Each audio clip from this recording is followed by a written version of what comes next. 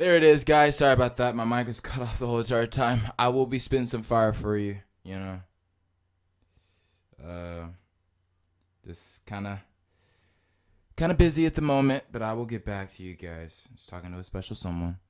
You guys continue doing what you're doing.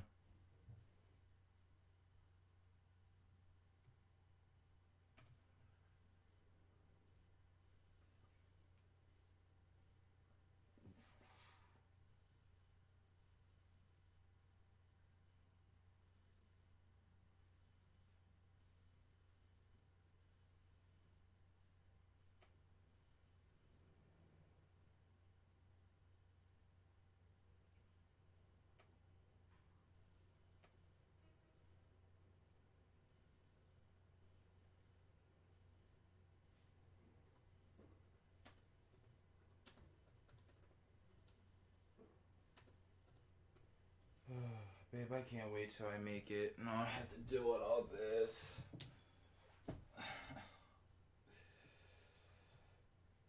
You know, babe. Imagine not have to even do this and with the work Taco Bell and crap. See. God.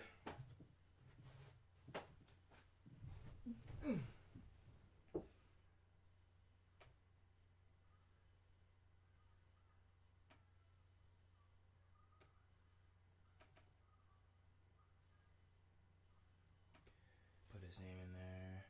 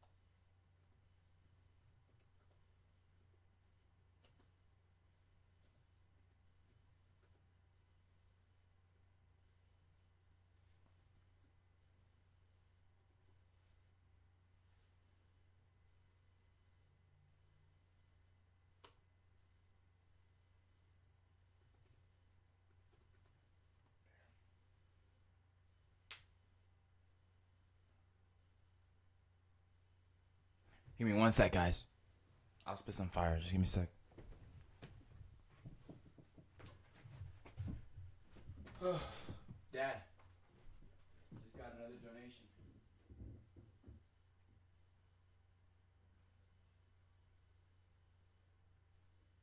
Oh, he did. Hello?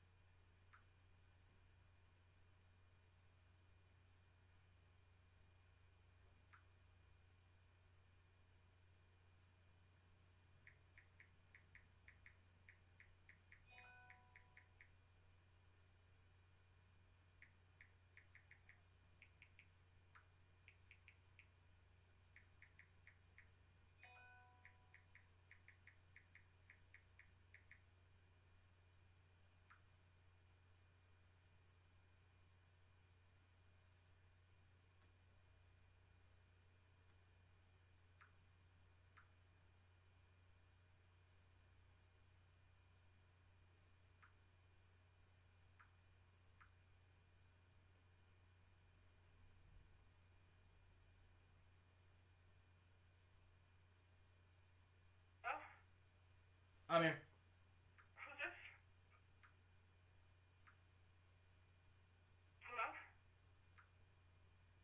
Hello? Hello?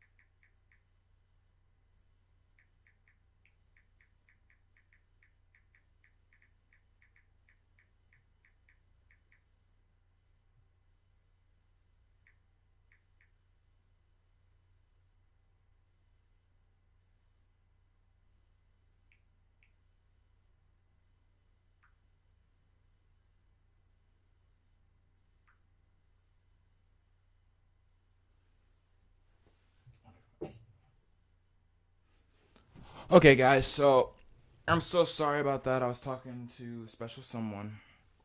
Um, I want to talk to you about my life story and share with you guys about what all I've been through, and if you guys want to donate again, feel free. The person that donated is at the top. I'm definitely gonna get him in a lobby for Modern Warfare 3. Get him a nice. I got a friend that knows how to rank up and stuff like that, and he can give like lobbies and stuff like that. So anything he wants, I'm just gonna do it for him because it's just he was really nice to do that. And anybody else offered to do so and support my channel. I will be spitting some fire. Do not worry, cackle. Okay, don't worry. I know you want to hear my fire. I got it.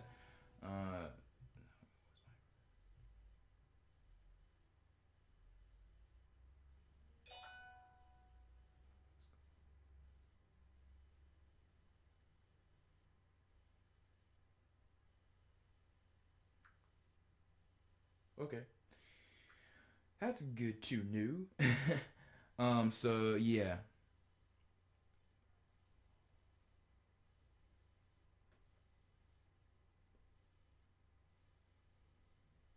All right, so I gotta charge my phone here. Oh my gosh. Okay, so where do I start? Let me see here. I would say okay. So I grew up here. Originally, I grew up here in Cali.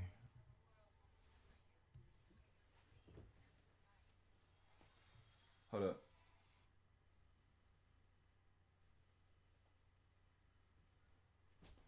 Okay, so I grew up here originally here in Cali. My parents are from Alabama. This has been always my hometown where I've grown up, and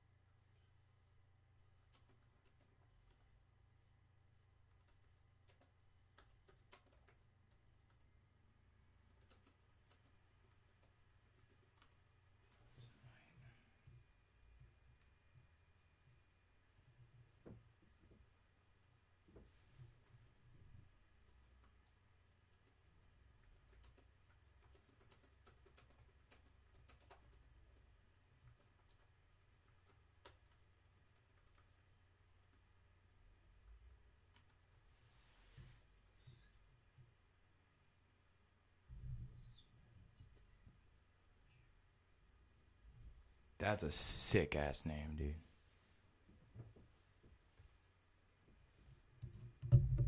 Yeah, yeah, it is. Just give me a second.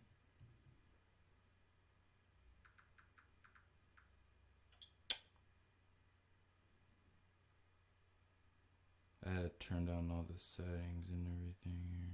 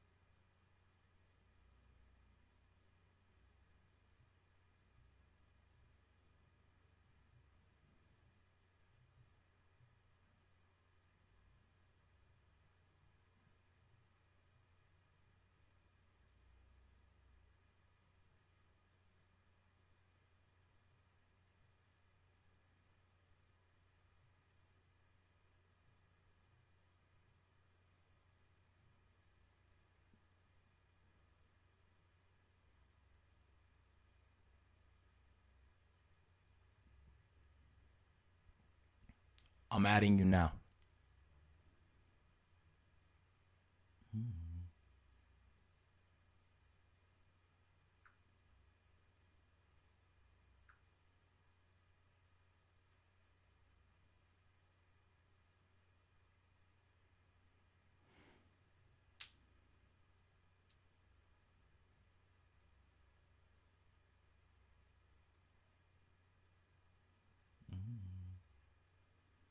All right.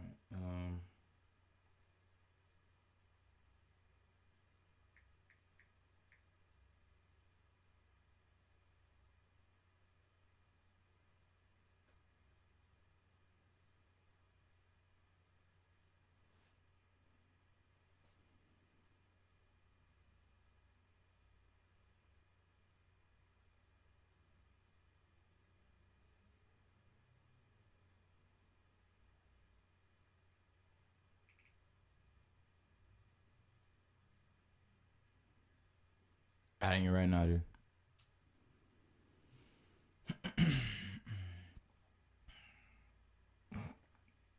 Okay.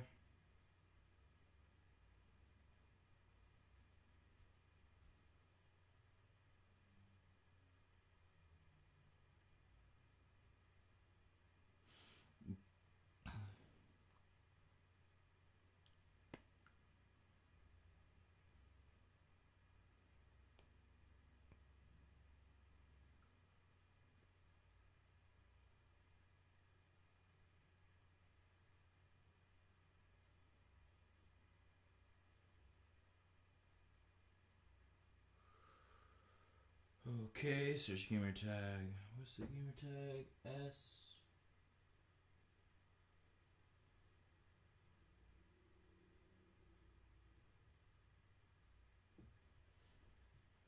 Yes. Spastic.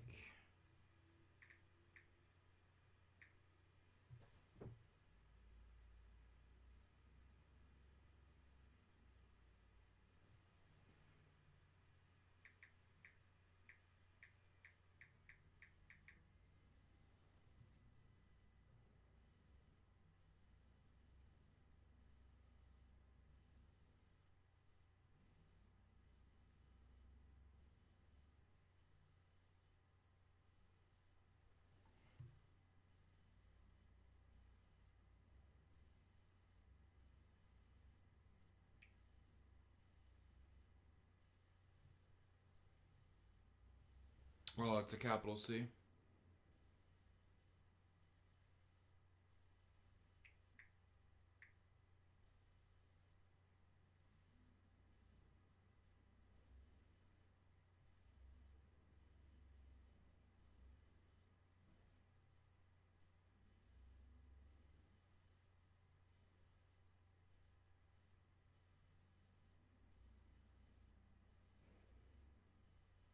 I added you.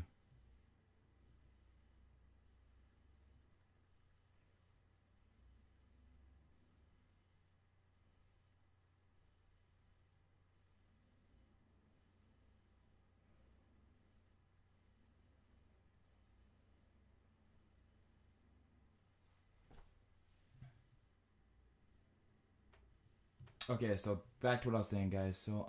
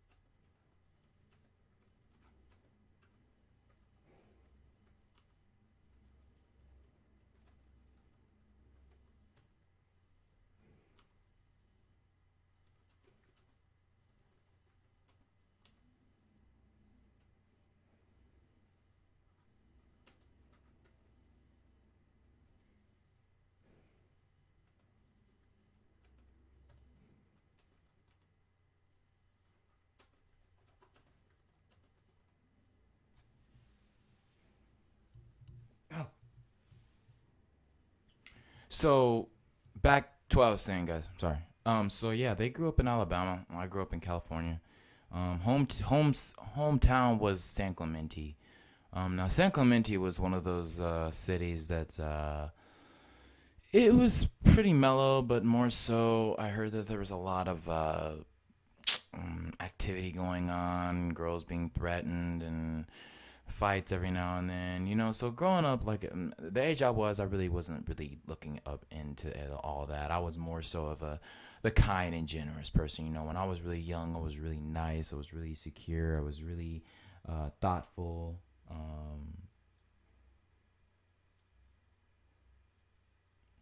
And I was the kind of person that everybody loved because I was always caring and giving. So growing up, I had a lot of things that I had done, like in school and everything. I had a lot of friends. It was very social. I had a lot of friends. I had a lot of places I was always going. I was always on the school bus. I was always going to field trips. I was always, just a person to try to get good grades and everything. But the life I had was not the life that you would ever think I would ever have. My life was more so of a painful because sometimes you get those parents that are very strict and a little more strict than you would ever see or think. So I did get blank every now and then, often, a lot. Uh, it hurt, and I think you know what I'm talking about. I'm just keeping that classified.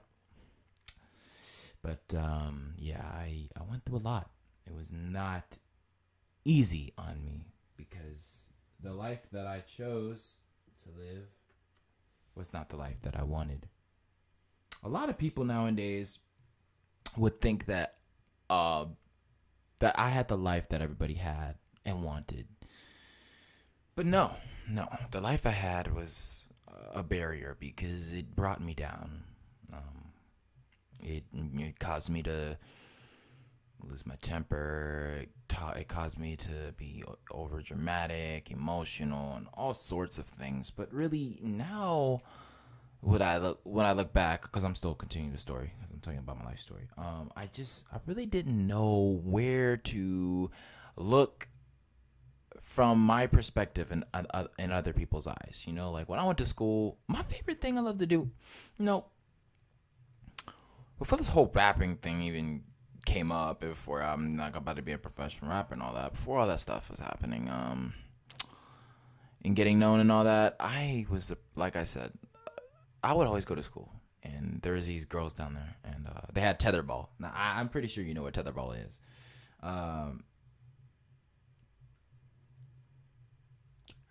Tetherball was like one of my favorite things I used to play. It was enjoyable. I always looked at tetherball as if it was like the number one thing I loved.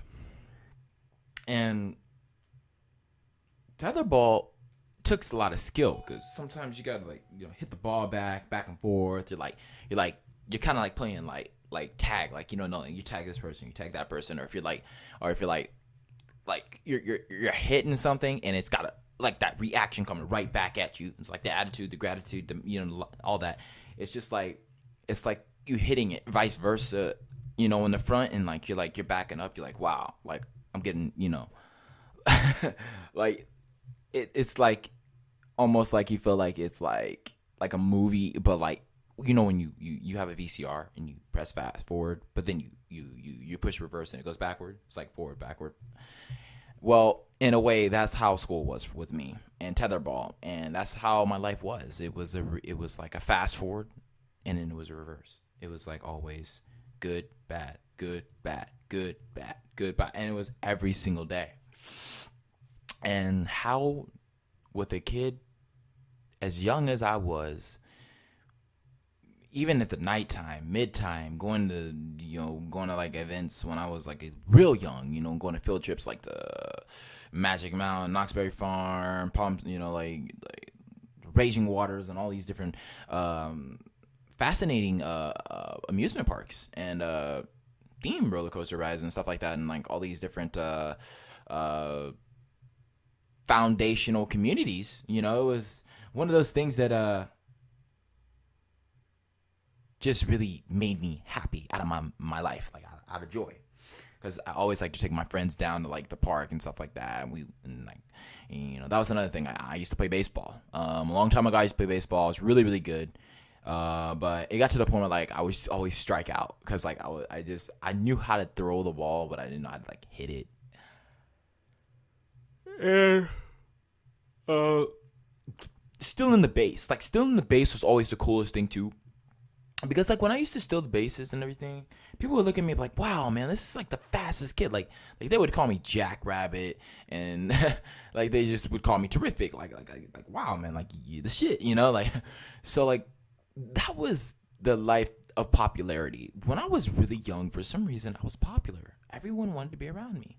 I guess it was my positivity of happiness, being naturally satisfied, being glad, being so supportive, being so creative, and just, I was like a person that just really saw like where you see like an art picture and you just know like the details and everything about that picture, the particles about it, the images about it, the textures about it, how it feels, what it, like what's the presentation about it, the presentation, like all these different aspects and flaws that you could see and things that you could see in that nature that really make you like feel like it's like a nightlight, like it's like it's an invention that's so creative. It's like, wow, man, this is awesome. So going back to that's how my life was. It was always constant reaction, action, action, reaction, reaction, action, action, action. It was always the same.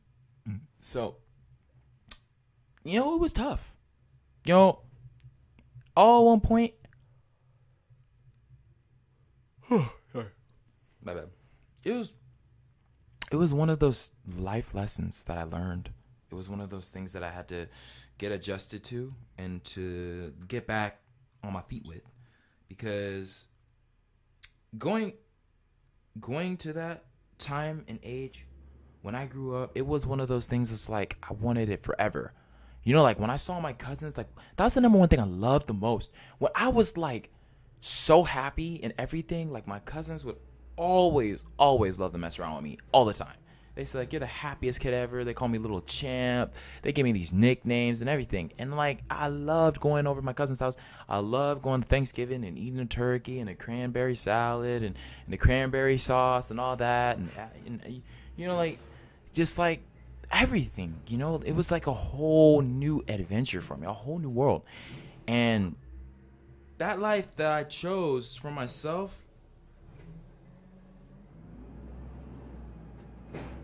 was something that made me so exciteful. You know what I mean?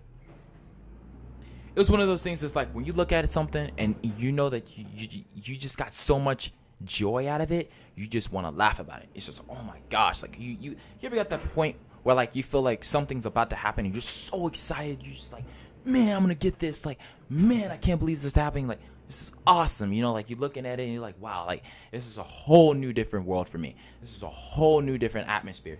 You're looking at it, it's like, wow, like it's like a science, like it's like a science experiment, or like a whole new ride that just came out and you're just like, oh man, I'm down for that ride. Like you're so excited, like it's like one of those things that's just like people feel like it's you gotta get it, so that's how it felt. And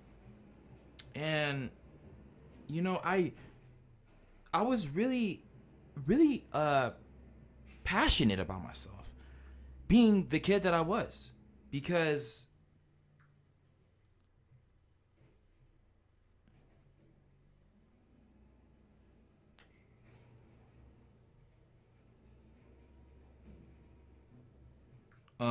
sorry guys, I'm just looking here.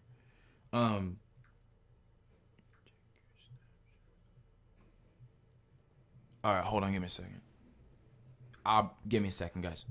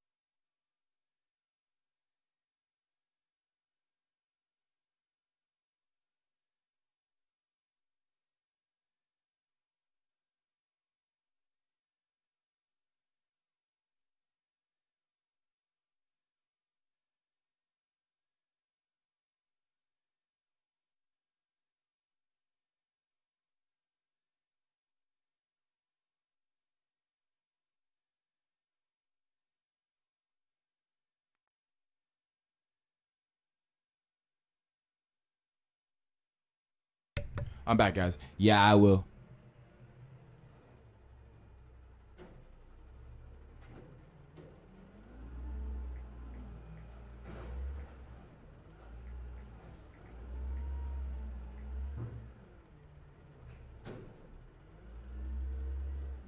No.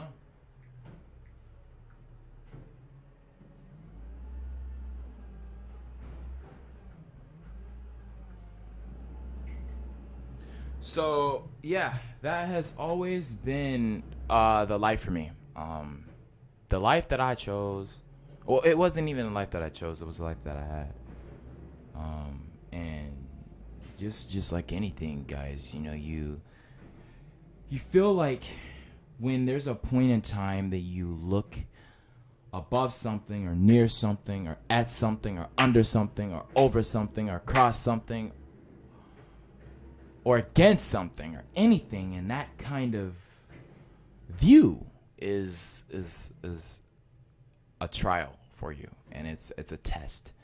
Sometimes people they're providence, and sometimes people are improvident. People really don't know what they choose in life. So that was what happened with me. So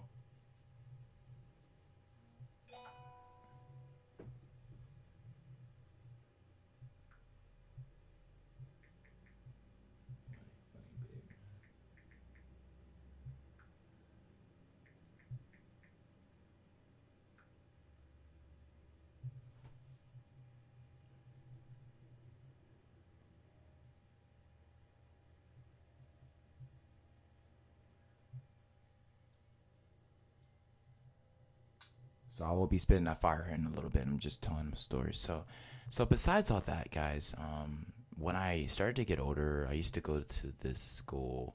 My first school I ever went to was Ambio Elementary. Ambio Elementary.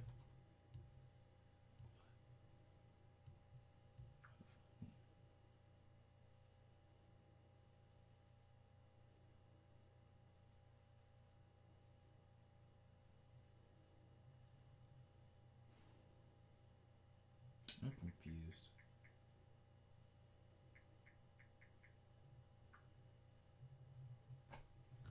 Um, what was I talking? Oh yeah. So yeah, my first school I ever went to was Ambio Elementary. That was the school I was telling you about with the tetherball. And after that, I um, went to Ambio Elementary. Um, I went there for about 3 to 4 years, maybe 5 years, and then I went to a private school. Private school, they used to hit me. They would like take out the rod and like what the da, like they would hit you and like they would hit your back. They would slash you. They would knock you down on the pavement, the concrete, and sometimes they'd be discreet and not knowing what they're gonna do when you're in the street. And like they would make you believe in characteristics that you're not even aware of, and they would make you throw up, and it just is all these different vibes that would be around me going to the private school. But that's what happened with me. So I was there for a while.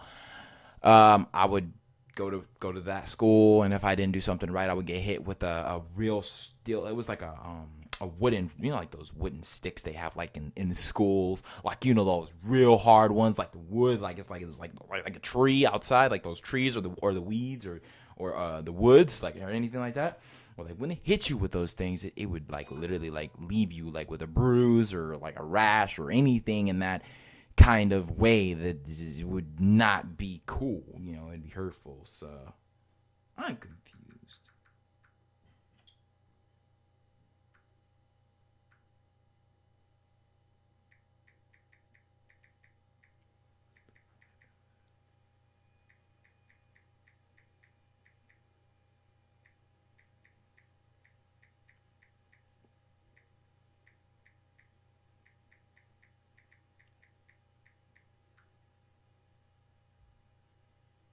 So that was really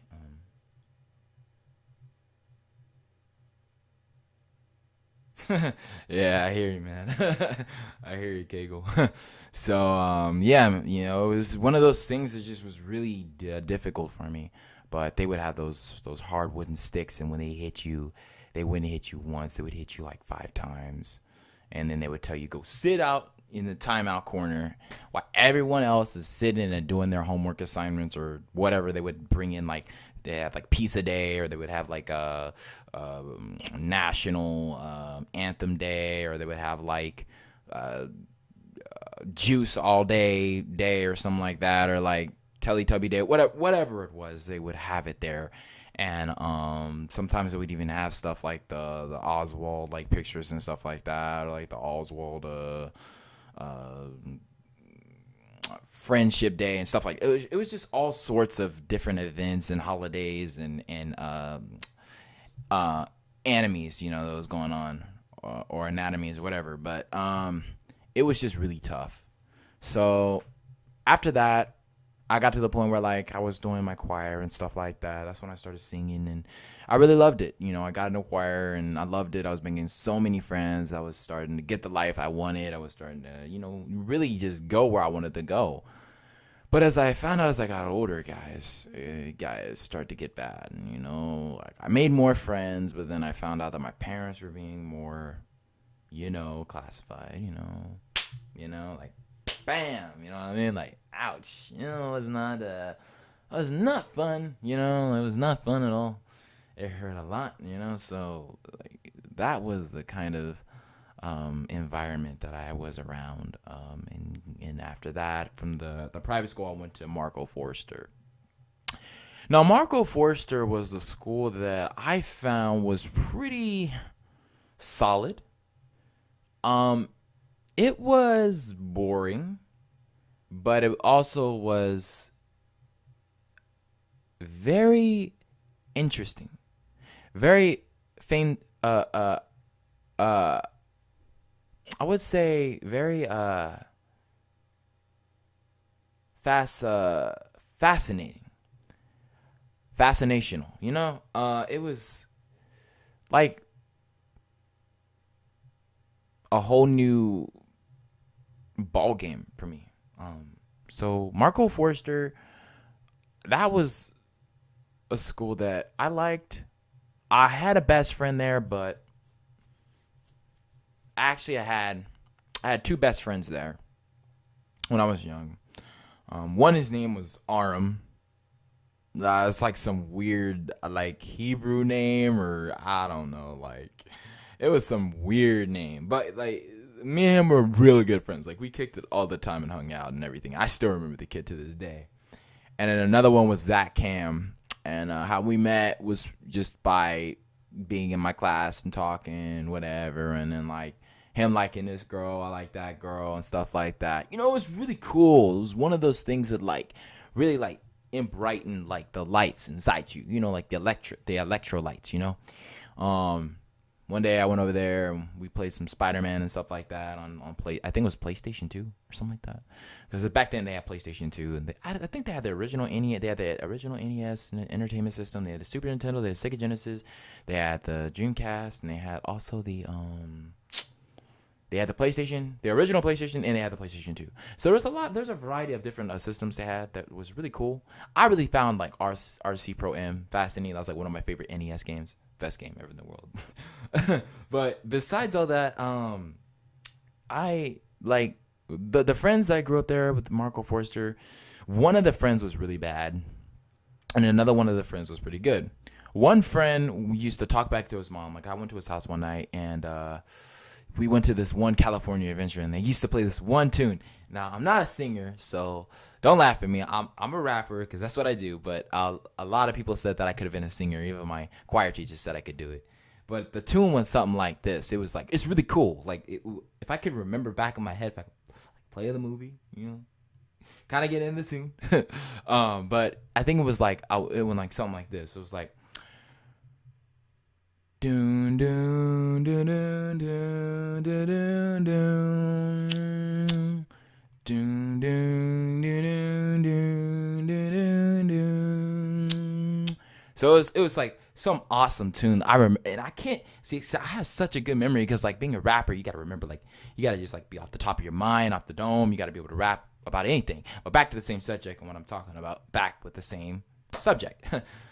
Same idea. So that was the tune that I remember, and I never forgot that tune because that tune was so special to me because that day was the sickest day I've ever had with almost any best friend I've ever met in my life. That kid was sick, but he was a bad kid because he talked back to his mom. He was desperate. He was spoiled. He was always trying to get everything he wanted. But it wasn't the fact of that. It was the fact of like how cool of a friend he was. He was there for me. He was supportive. He was a friend that people would never want to let go of. You know what I mean? So through time, after that night and everything, I moved on from Marco Forster. And I remember this one time. I gotta mention this. There's this one time that we had an assembly, and the dude from like Marco Forster and I forgot to mention about AVMS. I'm sorry. That's later on after Marco Forster, but I'll get into that later. But after that after I left Marco Forster, I went to AVMS. You know, I went to Shore Cliffs, because Shore Cliffs was like when I got into the choir and stuff like that and transferred from.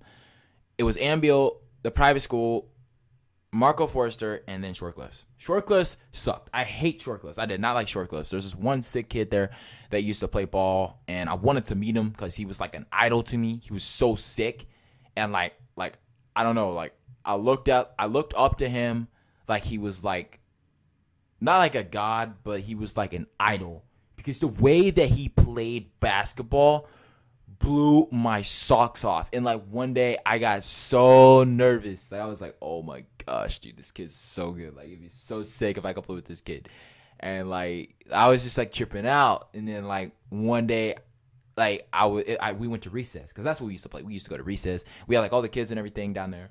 And I'd just be there shooting hoops, you know, boom, boom, bam, boom, you know, just getting nothing but swish every time. Every time, you know, just shooting at room, going, shoo, shoo, shoo. Love that sound, just whoosh, every time, just like a wave. And then one day, that same day, he came over, and he came with his friends. He's like, "Hey man, like we're gonna get into like a 4v4 or like an AV8 or something like that, you know." So they could like split it up section by section. So we got one side and we got the other side, you know. So when I was looking up to see what was going on, I noticed that he's like, "Hey, are you down to play like a 4v4? Like 4v4? And I'm like, yeah, for sure. Okay. So we get in there, and then like he's playing ball, and I'm like looking at him, and he's like crossing people over. He's moving through layups. He's like making like the best plays, like the alley-oop play. He's doing the pick and roll. He's doing the pick and go. He's doing all these different college plays, and this kid is so good. And I'm like, God dang. So then like he shook my hand, and I got all nervous. Like, oh shit, dude, this kid was good enough to go to the NBA. So I was like, looking at this kid was like my idol, because when I was younger, I loved basketball. I wanted to be in the NBA before I decided to be a rapper and all that. And before all this, I'll get to all that later on, because that's way down the road. Guys, be sure if you want to donate, you're finding my story enjoyable. Be sure, if you want to donate, just click that right there, and I welcome you guys too as well. So feel free to do what you want. But so back to the story. So it was just an honor, just shaking his hand and everything. He's like, "Hey man, like I was talking, I was like, dude, like you're like my idol, dude. Like you play ball so good. Like how the hell do you do this? Like how the hell do you do that?" And then like He's like, "Man, you just gotta work. You gotta work, boy. You gotta work." I'm like, "Oh man, I gotta work." So I'm like, "Okay, I'm putting that work, putting that T-shirt on and shit." And I'm like, "Okay, I'm gonna go at this, man. I'm gonna score." So like, that whole game, I embarrassed myself. I was like losing the ball. I was falling on my face. I was like doing back handsprings and flipping on the ground and all sorts of freaking ridiculous shit. It was crazy. It was like a whole like riot going off, but like with like freaking like a food fight, you know what I mean? Like you know, like those food fights.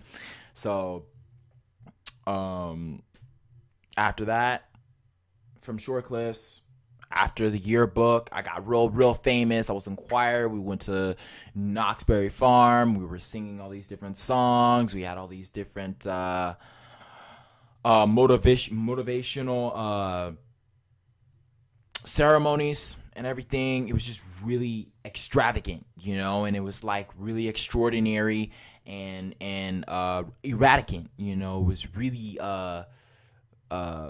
magnificent in my eyes, and in words that I am using is seriously how magical that shit was. So it was really a great experience for me, guys. And I cannot say and stress enough that enjoy while you're young. So you young people out there, enjoy yourself while you're young, because when you get older, it's not going to be the same. It's just not going to be the same. It's going to be different, and you're going to be doing things in a different way. So I'm just saying, like, it's best that enjoy your lives while you're young, because when you get older, when you get to my age, you're going to be doing different things. Now, luckily for me, I'm going to make it, we all know that I'm getting up there and I'm getting closer to the game and getting this record deal and going to be making it out there as a professional rapper to do shows and all that stuff and be like the next Biggie Smalls or whatever, or Tupac Shakur or, what's a good, Lecrae, anything like that. But, I really miss those days, So after that, Inquire, I transferred over after that. The kid said that he was going to give me his number. I never got his number. And I felt so bummed out after Short Clips. I was like, damn, this kid was so sick, dude. Like, I could have hung out with him. We could have played ball all the time. Everything was just so sick. And I was like, oh, it was like I lost a fucking basketball game, or like lost the championships to the Nationals in baseball and shit like that. So I really felt bad.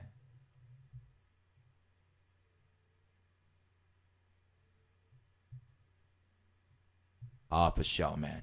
For sure, I will, man. I won't forget you guys. Don't worry. I know. I am going to make it. I know I will. It's just extremely fucking hard. Extremely difficult. So, after that whole ordeal and whole thing, I never got the kid's number. I saw him in the yearbook. Everyone saw my yearbook. That was the coolest thing. Like, that was the sickest thing. I wanted the Short Clips yearbook because it looked so sick. And, I got the yearbook, and all my friends signed it. Even the girls signed it. Everybody was just like, hey, Nate's like the most popular person. Everyone loves him. Everyone cares about him. Because when I left that school, I was popular. I even had like this other friend named Mario, and like his other friend, and I had a lot of friends back then. I just could just remember like going through everything. So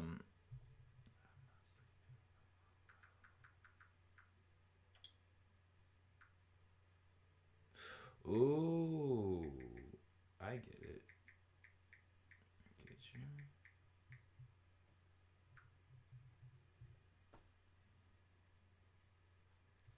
Wow. So after that, and I left Popular, I went to now this is where I went to AVMS. When I went to AVMS, I met this kid named Super.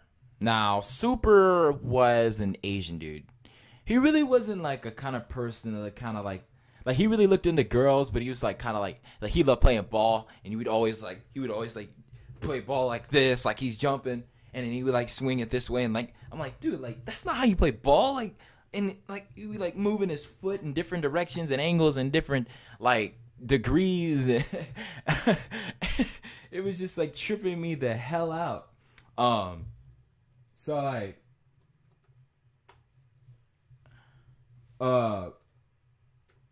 it was like a whole like funny comedian like act, you know what I mean? Like how he went about it and the way he said it, and it was and how he associated himself.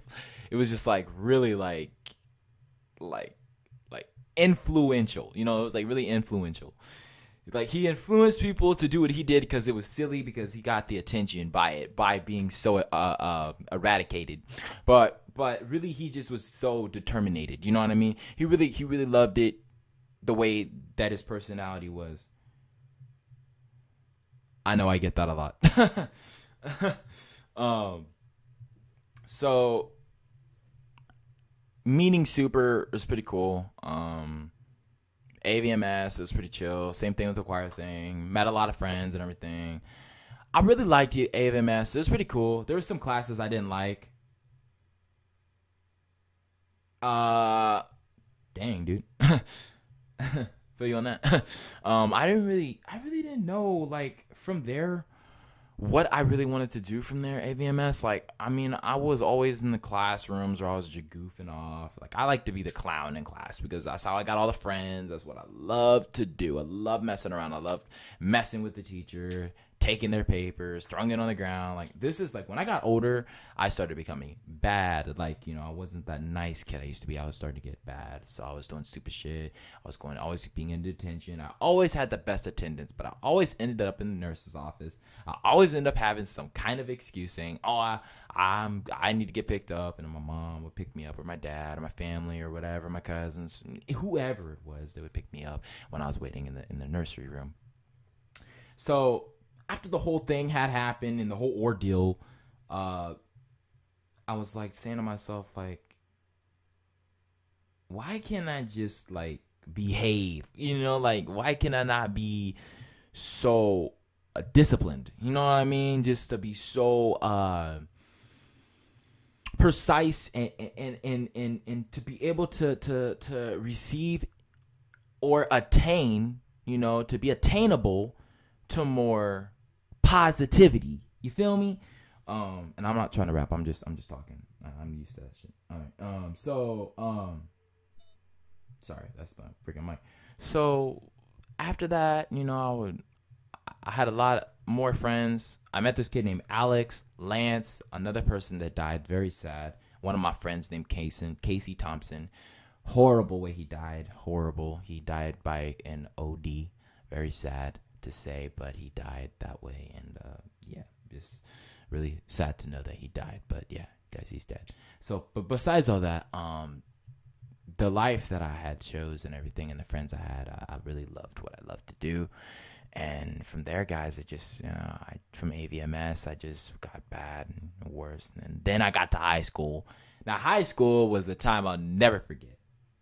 It was a time I never forget because that was the time that I had made. This is where I had no friends. No friends. This is where I was a complete loner walking around the whole school. Nobody liked me. Nobody cared about me. I was always getting picked on. My backpack thrown in the tree, thrown in the bush, thrown in the street, thrown in the trash, calling me trash, and just didn't give a fuck. People went to always kick my ass. It was just really messed up to know why people would do this to me, and it's because the habitat and how I was so hesitant and how I didn't know about being present at the right moment, where I was always being, like controlled and like always on parole. I really didn't know where to look at my greatest attributes. And I was very athletic, playing ball and all that, doing tap dancing and all that and everything. Like, that was the greatest thing I was good at, guys. That was another thing. I used to tap dance, and I was the best at it. I could have been a professional. I literally was about to hit the pros. I was doing tap dancing for like 10 years, and I had won all these trophies. I even have them today. I even met big people. I was about to do the Skippy peanut butter commercial. I was going to do the movie My Baby's Daddy with my aunt, Dolores D. Freeman. Look her up. You can see her. She's a actress. So you can go check her out, and you can see I'm not joking. She's actually in the movie. I kid you not. Real talk on this. I'm not kidding on that route. You could go look and see if I'm joking or not. You look in the movie My Baby's Daddy, you'll see my aunt Dolores there. Her name is D. Freeman. She plays as Peach. So besides all that, going back to what I was saying, back then, that's the kind of skill and talent I had, like, being a tap dancer. So that was the life that I had, guys, from there. So yeah, doing the whole tap dancing thing, being athletic and everything, up through high school. Like, I was just I just didn't make a lot of friends. I was a loser, I don't know. And then after that, I slowly started to make friends. But then, I ran into this one girl that really liked me. Her name was, start with a K. Just give me a second, let me think.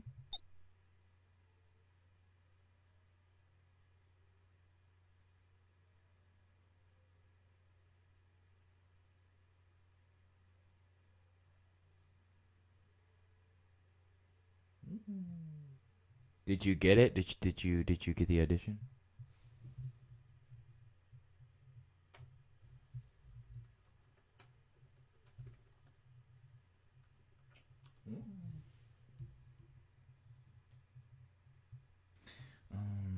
So yeah, so the girl's name, I think her name was Cassandra or Ken, or I think it was like Cassandra or Kendra or something, something. This girl was cute as fuck.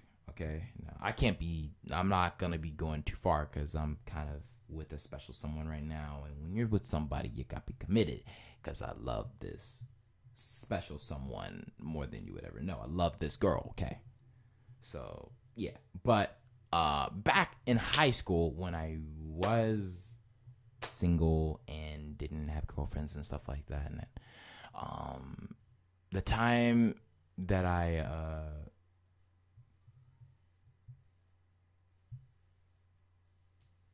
I'm sorry to hear that, man.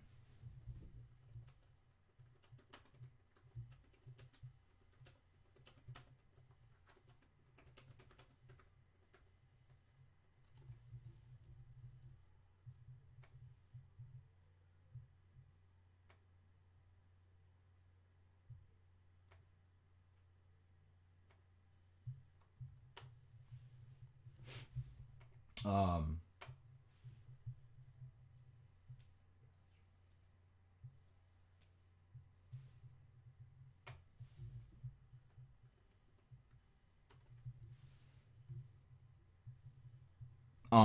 so yeah,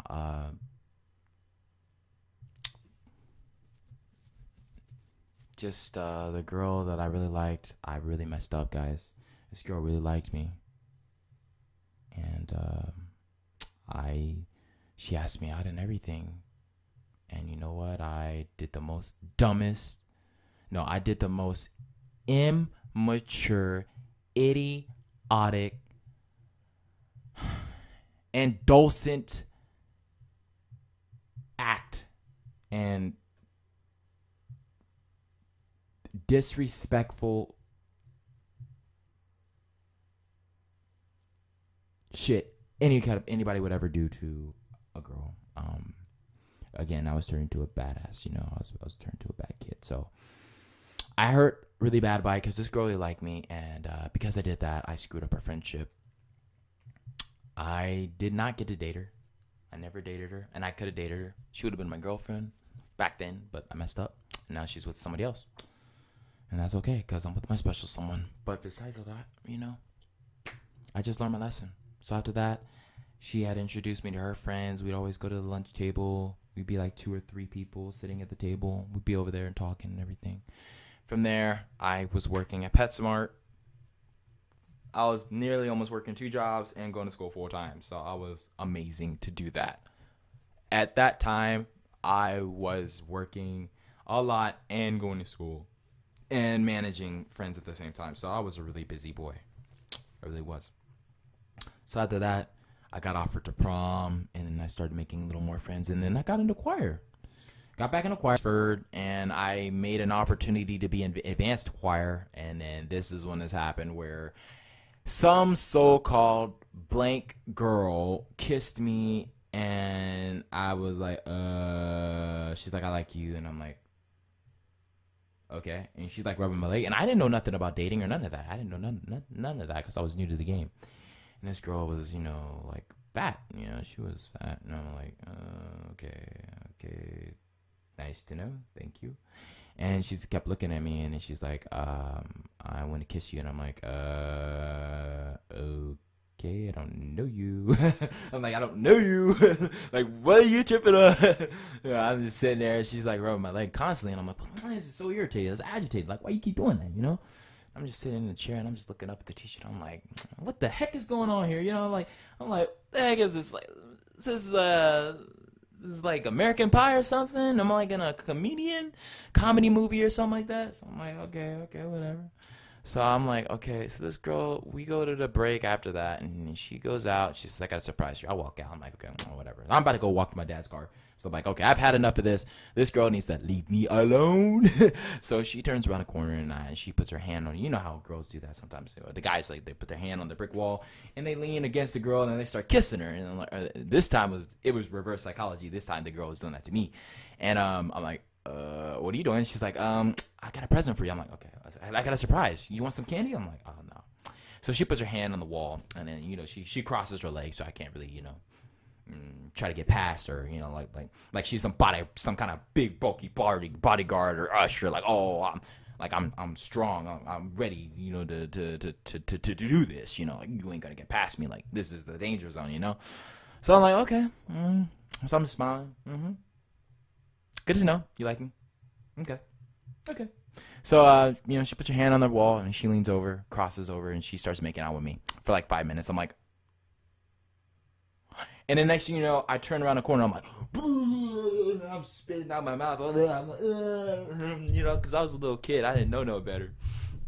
And I was kind of young, and I'm telling you this before I got to the whole short clips thing because I missed out on this. So I'm sorry. I'm mentioning it when I was in middle. This happened in middle school, but yeah, when that happened, I was like, ugh.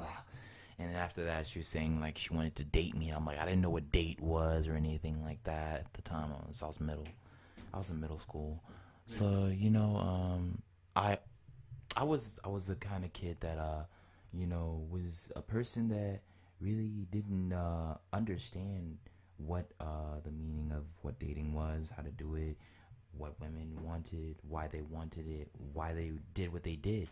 So, guys, I was really kind of new to this. So you guys are really gaining some knowledge here. So you guys can learn. If there's a special girl, don't make that mistake I made. You know what I mean? Because then you got the chances of not messing up like I did, So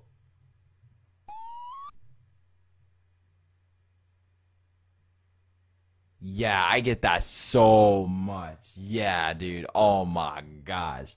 You're like the 19th person that told me I look like Usher. Like, I do not. Like, for real. I don't even know where that came. Wow. Like, I appreciate the compliment and everything, but like, yeah. But yeah, so that was the moment that when I made the advanced tryouts for singing. That's how good I was at singing. I made the advance. Only 2 people made it, me and this other girl. And this other girl was so nasty. I still remember her name was Stephanie, and she's like, oh. I was like, oh my gosh. Every time I can remember the smell. It smells so bad. I was like, oh. I just like push it away. Like what the hell is that? It's like smell like rotten eggs or like rotten milk. Like you push it away. Like, so you ever smelled like really bad perfume from a girl? Like, I mean, like a girl like that, like just did not care about her hygiene. Like, you're like, you just like, you want to hurl. You just pushing it away. Like, it smells so bad. Like, it's so nasty. Like, ew. Like, okay, stay away. Keep your distance, and I would have to sit next to this girl in the whole freaking 4 hours holding my breath. Like, every time she'd just say, hi, how are you doing? I'm like, I'd turn the corner like this, and I would hold my breath because I didn't want to smell her because she smelled that bad. So, yeah, that girl Stephanie was the one I made it with. But besides that, I don't want to remember that. That was a bad experience. So going back to what I was talking about with high school, from there I got in the choir and I was really good, guys. I loved the excitement. I love the thrill. I love the positivity and everything with like the whole teamwork and in the choir. Everything. I love the embracement. You know what I mean? It was so exciting to be in that choir. So when I was singing, we would be singing all these different songs, and I just found like a home at choir, and that was the only thing that really kept me going to high school was the friends and high school.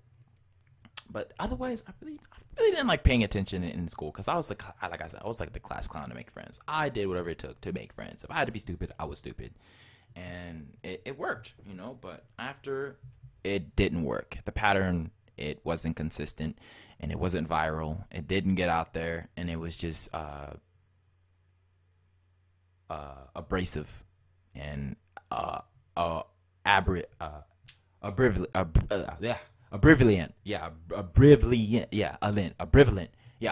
There we go, abriviant.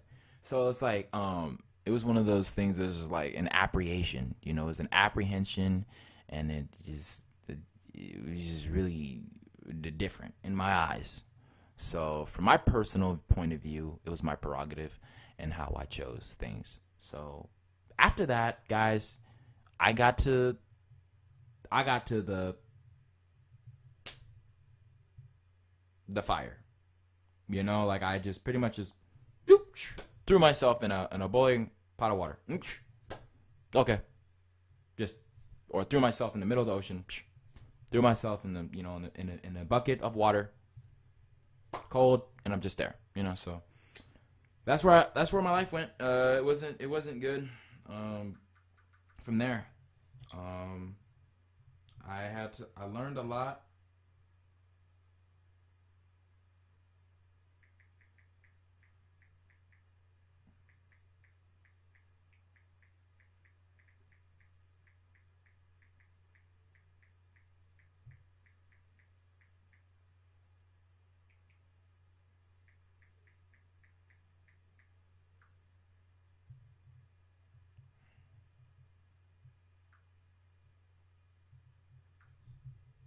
Hold on, guys.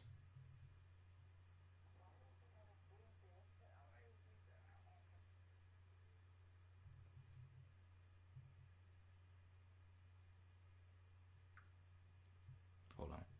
Hold on, guys.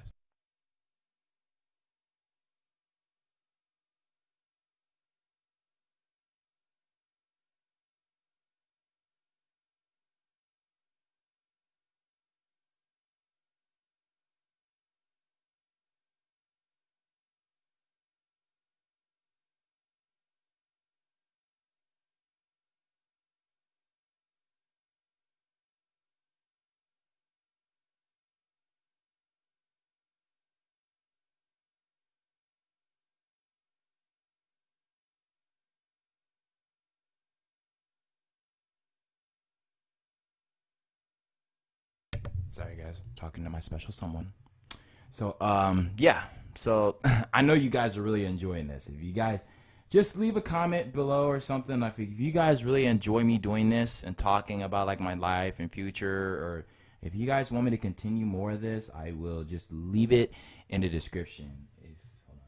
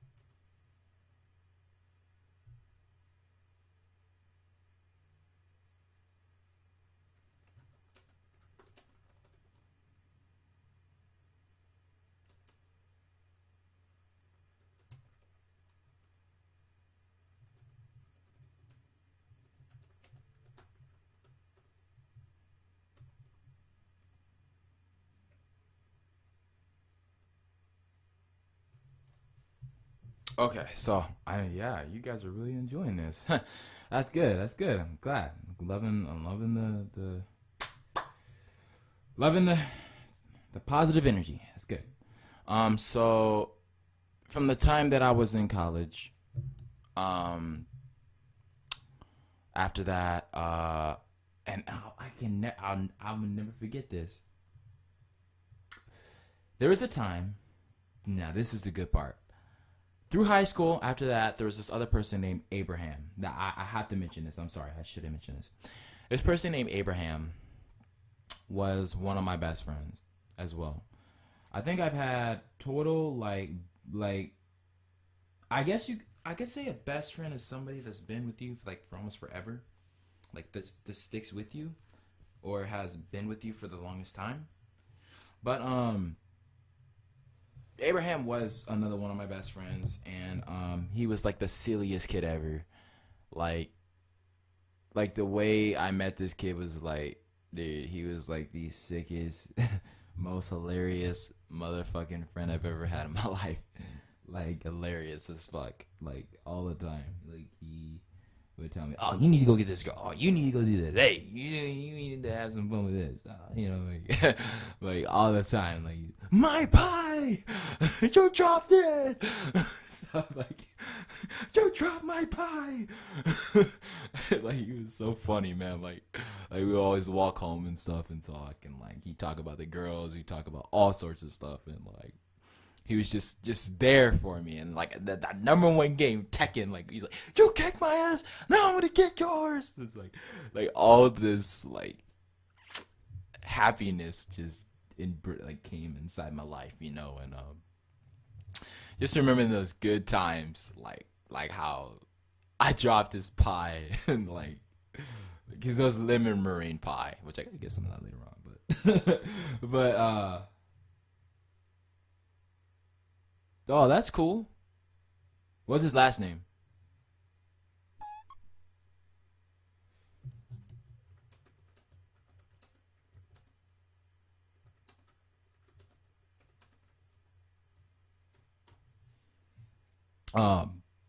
So yeah, I just remember that time that it was like always the greatest for me. Because when I realized at that time, the kid that I was. Okay. It's cool.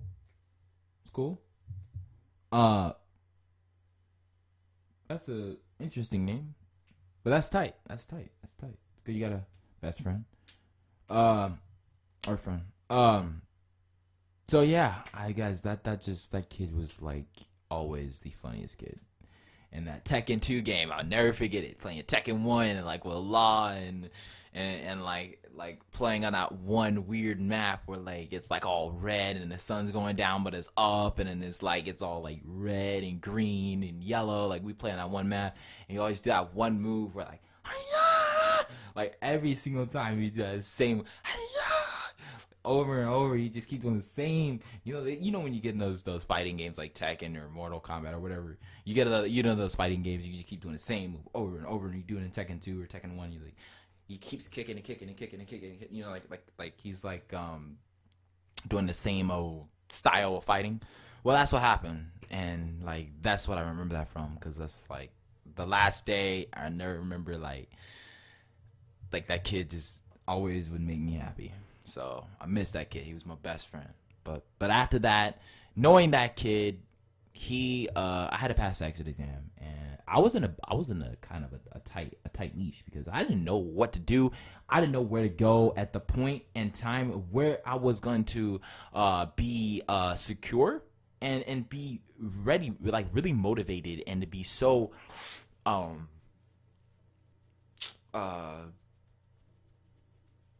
spectacular at what I did, you know.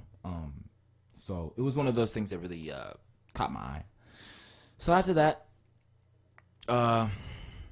used to work, PetSmart, Rouse, all those different stores, and go to school. Best friend Abraham, all these people, and it just was one of those things I really loved, you know.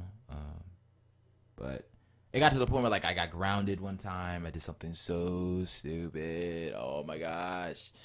Like it's so much I have to tell you guys. Like my best friend Brandon too. Like him, how he got me. That's how he got me, and this other kid got me into Xbox Live. If it wasn't for Brandon, I would never know about Xbox Live. Like I would always be playing offline. I wouldn't know about any of this if it wasn't for him. Not about Q and computer gaming or none of that. But I'll tell that another day. About Brandon Contreras. That was another one of my best friends. I've had a lot of best friends in my life, but yeah.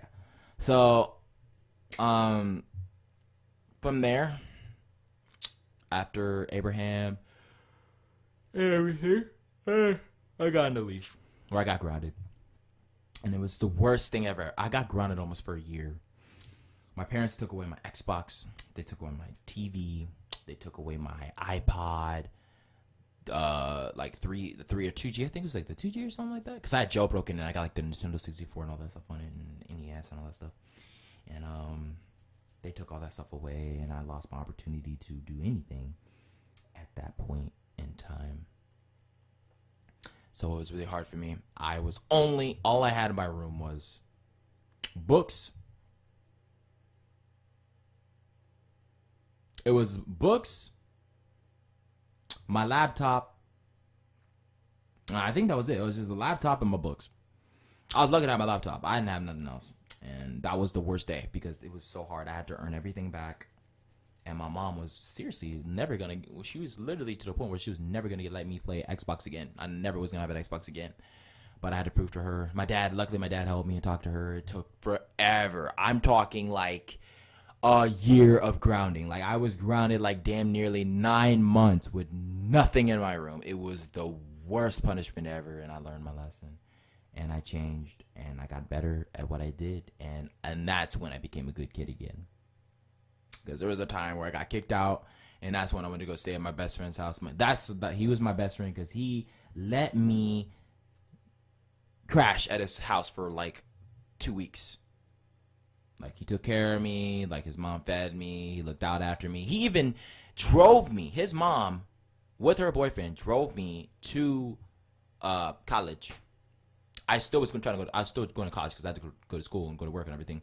But they still drove me to college and everything because I had to pass the exit exam and everything. And I passed. After everything, after being grounded, I was like, that's it. I'm going to pass the exit exam because I always missed. Like, one time I missed really far. You have to score like 350 to, yeah, I think even you have to get 350 on the English, you have to get 350 on the math.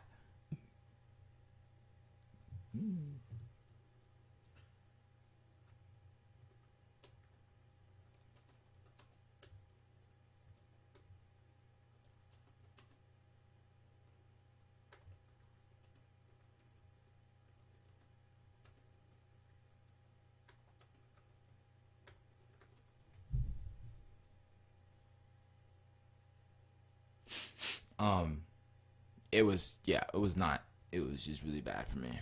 But thank God he took me in and everything. So the time I always had to do really well at anything I did. I was not the best person at math. I never was, or English. I had to study my butt off. I had to work so hard. So after working so hard, it's all right, man. It's all right. Thanks for your support, man. Thanks for being there. I appreciate it. So from there,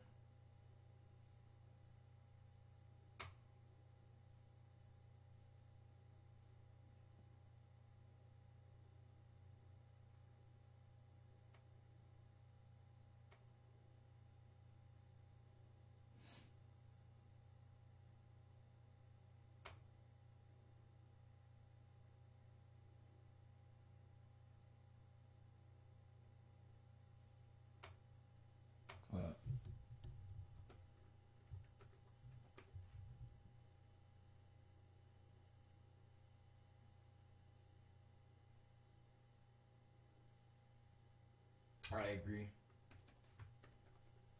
You're right.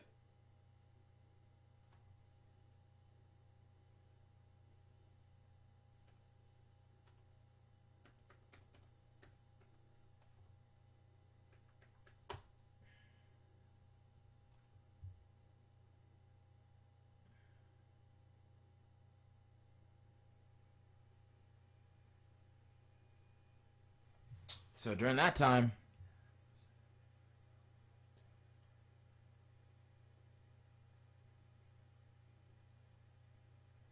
that's good, man. I'm glad that you do.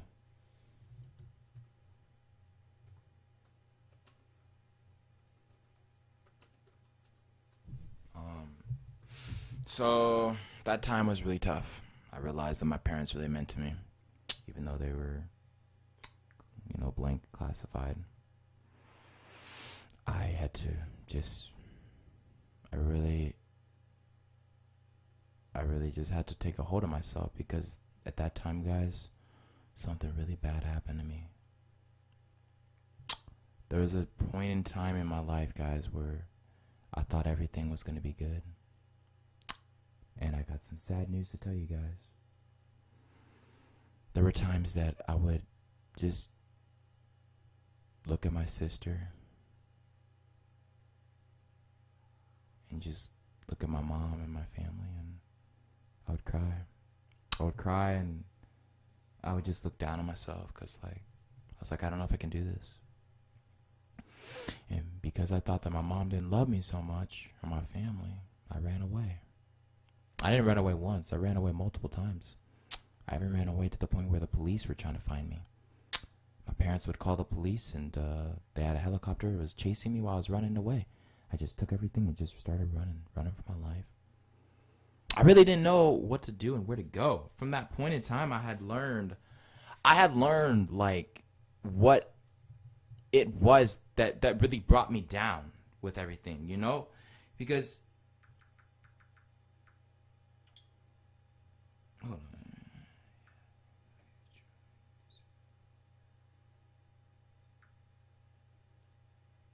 on. Give me 1 second. This is getting good. Give me 1 second, real quick.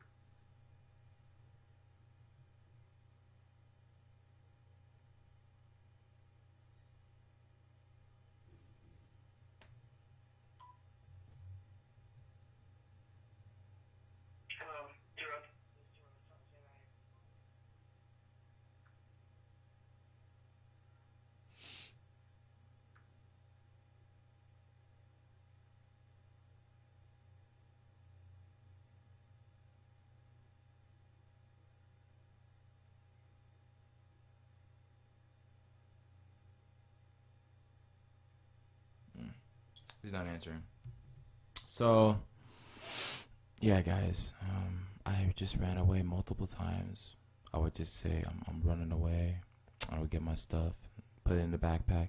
I'd get like a luggage and just like slam. I just open my closet and slam the door and all this stuff. And, you know, just all these things would happen, you know. There's a song that I had wrote back then. I still have it now. Now, remember what I'm saying here, okay? These lyrics that you're about to hear are not coming from me now, okay? I'm a Christian person now, and I am not associated with that kind of life anymore. But I still remember the lyrics. And I'm going to play the song for you so you guys can hear it. So you guys can see this is the kind of life that I had. I had got to the point where people got me to sell my soul to the devil, and it was really hard on me. But I'm gonna go ahead and play the song for you, okay? This is a song I wrote back then at these lyrics, and I really didn't know what to really face, you know, to be the person that I was, you know. So here we go.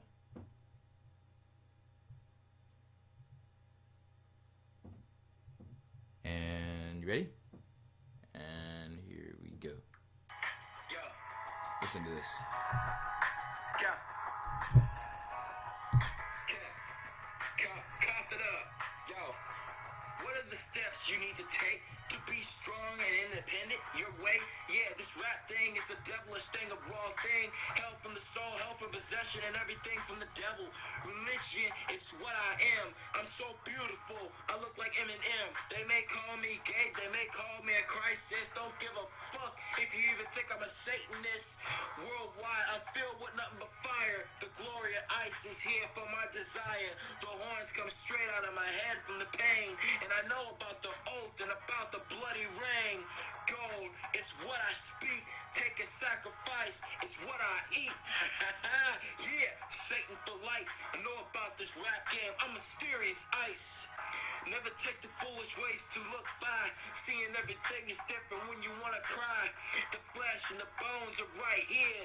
Look at the light. Oh shit, I see I'm clear. These words are nothing but the truth. Beleaguers me and it startles me.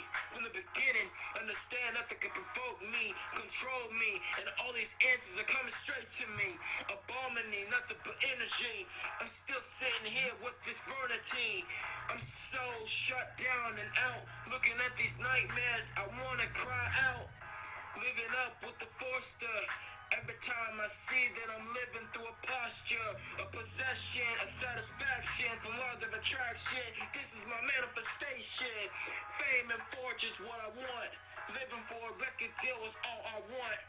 Serving Satan for the rest of my life. Could call me a Satanist, don't give a fuck. I'm mysterious ice. My trail beneath my feet, and I see the route is right ahead of me. I'm striding to live for the 666. People wanna call me a fucking broke bitch. I'm over this hustle shit. I know about the truth and I know how I'm a bitch. The Bible could burn it, burn every fucking word. It's not my disearnest. Yeah, I'm across the Atlantic. I go straight from the source. I know about the life and about the story. Understand, I live with gore. When I live with blood in my heart, pursue it, grab it. Understand my dreams are close to it. And understand my dreams, I'm not a crazy scene. Born again to live free, never be attacked from tarantulas. I live to be strong with treats, and understand everything is about my treat. Yeah, I go straight from the line, understand me, I go all the time, freestyle, day and night, everywhere I want to, I live with the scenario, it's clarified for who I am, and I rap every day, this is who I am, strong with personality and liberty, justice, what the fuck is happening to me, mysterious ice, proud of his victory, acknowledging everything that never could happen behind me, no more links, I'm abound from stupidity and laughing and immaturity, I'm time to grow, and listen to the world, I'm so ignorant and blind for what I can't see, own from Satan's conspiracies that's happening, yeah, UFOs might be happening all over the world, but I know about this darkness and about this cruel world, forgiveness is what I am, I'm still here trying to serve Satan, but I am here asking God to save me, and everything I try to do, it just provokes me. Thanks guys for listening. Okay, so that was a long time ago, and I remember writing that because that was the time that I did sell my soul to the devil. These messed up bastards. I'll tell you the quick story because I'm already telling you a story. A long time ago, I was on Xbox, and there's this other kid named Captain Gummy 98. I love this kid to death, man. He was like my brother. This is where the whole brotherhood came up. This is where I started having brothers and stuff like that I look up to and stuff like that, and idols. And due to the whole thing and meeting up the kid, like I had a lot of love for the kid. He had a lot of love for me. You know, it's like I was like a big brother. I was gonna go see him in Florida, and all this shit went down and everything, and it didn't work out as it was planned. But through time, me and him became like, you know, we still were like brothers and everything. I still remember to this day, Captain Gummy 98. I'll never forget that name. There'll be a name I'll have forever in my heart and in my life because he's like my brother, like my, you know. But besides that, the time that all that had happened, I was online. I met up with somehow I got in the lobby and I met up with some professional rappers.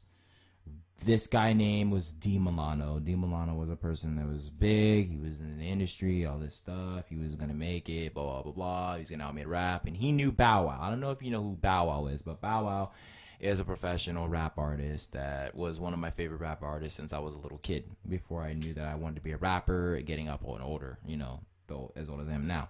So from the time being, one day they said that Bow Wow was going to come to the party if I spit a freestyle for like more than an hour, and they were making fun of me because I was horrible at rapping. I didn't know nothing about rapping. I didn't know how to use my rhyme schemes, how to flow with it, you know, like pop in the locks and get in the kicks and put in it down. I'm back in the six and put in the chins. I'm getting the chins and put it down like I'm getting the chicks and reeling it in. I'm like the pics and getting it down. You know, like I'm drinking it and shit like that, you know.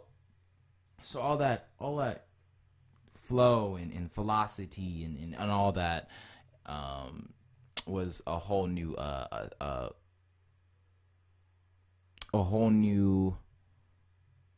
era for me. You know, it was like an era, not error, but like an era. You know, it was like something creatively done. You know, so The time they told me to say something, it was a ritual, and I sold my soul to the devil. And when I noticed it, guys, I mark my words when I say this. Now, I understand why people are selling their souls to the devil, because it's fame, it's fortune, it's power. Yeah, I will give you that. Let me tell you something, guys. The time that I did that song was the time that Satan was with me. That time, literally, I felt like when I sold my soul to the devil, I was connected to the devil. Like, I was connected to what, like, anything I wanted to do, it would just happen. You know, like when I was rapping, it was like he was rapping for me, through my words. Like, it was the sickest, most amazing feeling I've ever had in my entire existing life. I'm being honest with you guys, because people sell their souls to the devil because there's a feeling you get of power. And the feeling of it, it feels so good. It's like the times of that have been classified of you know what with a girl, okay? Times that 1,000,000 is the feeling of it. But I don't recommend that, because the time that I had that feeling, I'll never forget. That's how I knew I sold my soul to the devil, because the feeling was so good, and I got evil. I got so angry one day. I got so mad.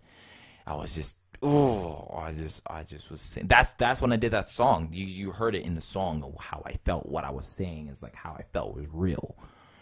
But now that I realized about what I did, I regret it, because it wasn't not right. I should have never did that, and that's going out of the line, out of the box. Don't do that. Don't do it. Don't sell your soul to the devil, guys. You're taking a high risk on your life, and you'll be burning in hell forever. And you don't want that. You don't want to burn in hell for eternity. I've been there. You don't want to do that. So besides when all that had happened, after that, I was crying and I was asking my dad for help, and then I got saved. God came back. He saved me, and the whole demonic possession and the devil and all that shit had left me.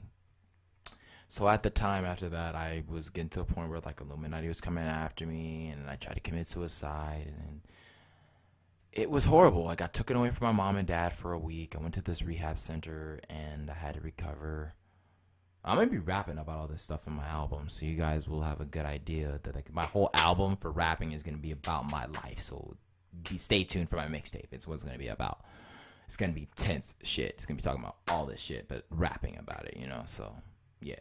So, there's going to be some multi-syllabolic in there, and that, you know, the da-da-da and all this stuff. But besides all that, so yeah, I was at the time where I didn't really know what to do. And I was lost.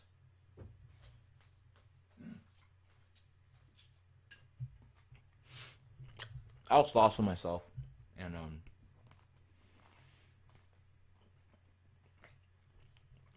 I just didn't know what to do, you know.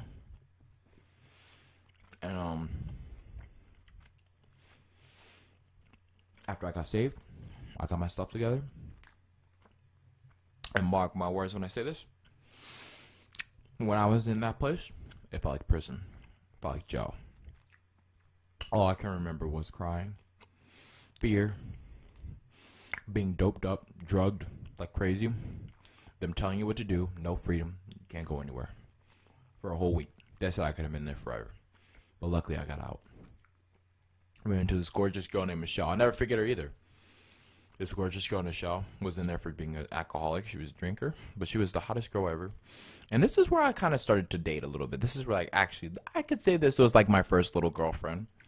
Like my first little girlfriend before, like, this was like the first little love that I ever came to. Her name was Michelle. Mitchell, I think her name is Michelle Mitchell, and yeah, that's pretty much how it all happened, you know.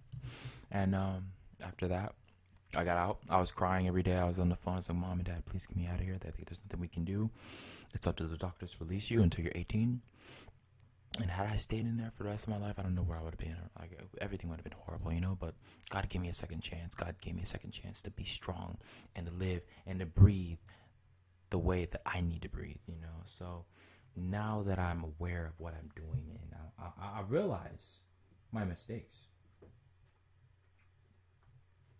now I know and understand to do things differently. So from that time, I earned getting out of there. First, I said, you know, that you're gonna have to prove to us. I had to prove to them. I had to do everything they told me. I had to be a slave. I had to do everything they told me, and show them there was nothing wrong with me in that room. And it was the hardest thing I've ever had to go through. That was the most, Oh, it was so just sorrowful. You know, it was so sorrowful. It just hurt me so much. It was awful. It was pitiful. It's just ridiculous. I had to push through it. And I met some really good friends in there too. I met some friends in there too. But then some people got out. One person got out. He got out, but he went back to the military. It's just horrible. It wasn't even fun. It was horrible. His life was over. And then other people was Manuel and another guy, another kid. So after that, after I proved to them I got out, I was so happy. I was excited because I was saying to myself, while I was in, I'm like, am I ever going to get out of here? How am I going to get out of here? Because everyone's saying, who's going to get out of here first? Who was going to get out of there? And I proved myself. I proved myself and said, you know, I'm strong. I prayed to God. I said, I'm going to get out of here. I'm going to get out of here. I'm going to put these people. So then I just behaved myself. I showed them there's something wrong with me. I attended all the activities that I wanted to attend and everything. Aside from the bullies and everything that I had in there, I got the hell out of there. And then the girl that was like my girlfriend, my first little girlfriend, Michelle, I got out, and then she got out, and then we hugged each other, and we were going to kiss, but, you know, I didn't have enough time, so I left. So after that, I got out, and then that's when I found out I passed the exit exam, both high scores. It was like, one was like 370 or 380 something, and then one was like 412. I was like, no way! And I was so excited. I got my high school diploma and everything, and then from there I went to college. And then from there, I went from there and just started working, and that was pretty much it. That was my life story, going from being young to being an adult. So I went through a lot, you know. I went through a hell of a lot because, honestly, I don't know what I would have done.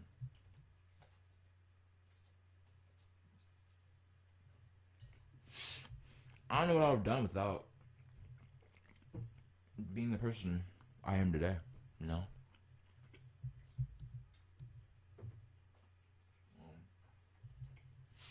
Be right back. I know you guys are enjoying this. Give me a sec.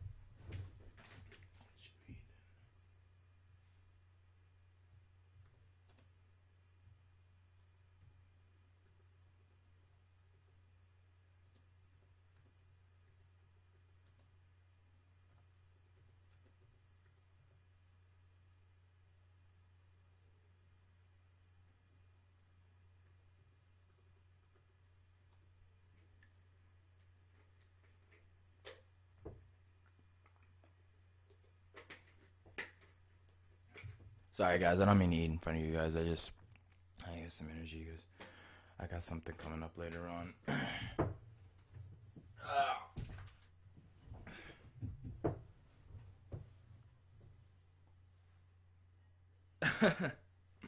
Some Kool-Aid? Yeah, that's good.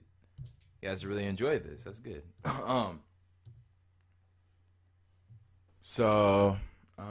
Yeah, that was pretty much what happened. From there, it was a hard life, guys. You know, it was really tough for me. I learned a lot, and after that, guys, I got into way worse shit. Like, I don't even want to talk about that. Like, that's confidential. That's strict. That's classified. But From there, that's how I became. That's when I started doing YouTube. That's when I started doing Modern Warfare 2, the camera and all that, and using the TV and using my sister's little camera to try to record it with a bad quality and say it's the best video quality in the world. And then this kid named Freddie Jr. 2707 says, you need to get better videos, your quality is bad. And that's when I got all excited and I had so much pride. I had so much happiness just to know that I could just be on YouTube. I didn't care. I just wanted to be on YouTube. And other people would be excited because they want to be on YouTube with me. And then after that, things changed. You know, things changed.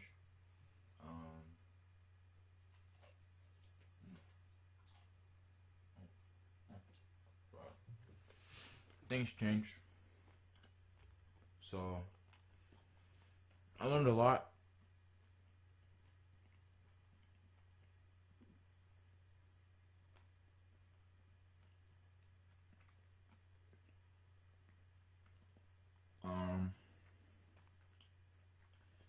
So my advice to you guys is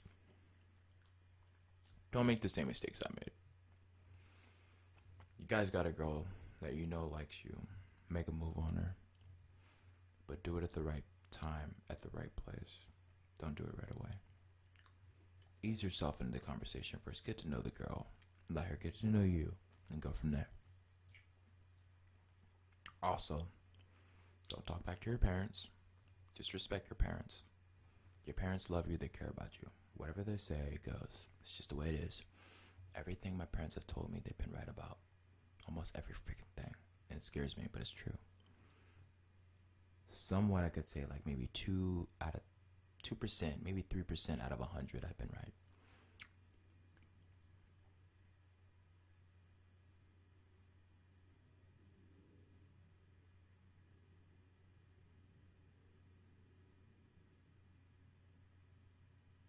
Yeah, man, make that move before you get in the friend zone. Because once you're in the friend zone, it's done. You got make a move to do something, like come up with something classy. You know, like be like, hey, you know, like tell a girl like, hey, you know, like, hey, we should go catch a movie sometime. Like I want something exciting. You know, you want to do something fun, and like surprise her and like, you know, like go to a theme or something like that, like a movie or something.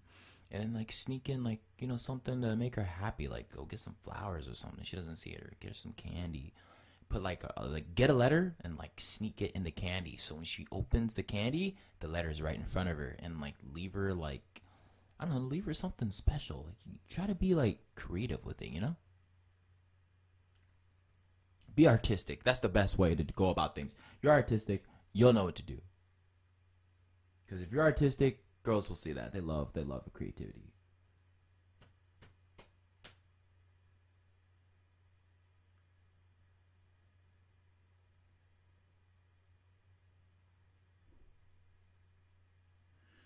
Well, to save a breakup for you guys breaking up, I done it. It's hard. You're gonna have to out trick her friend and outthink her. So whatever her friend's telling her, you're gonna have to tell her the opposite to reverse the psychology, so she won't break up with you.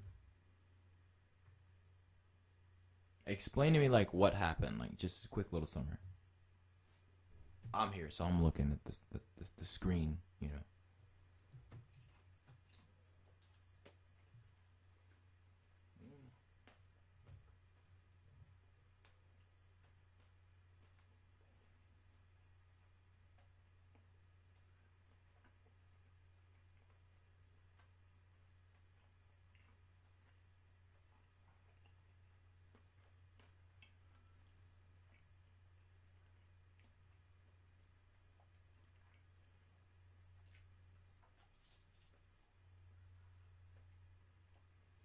How long have you dated her for?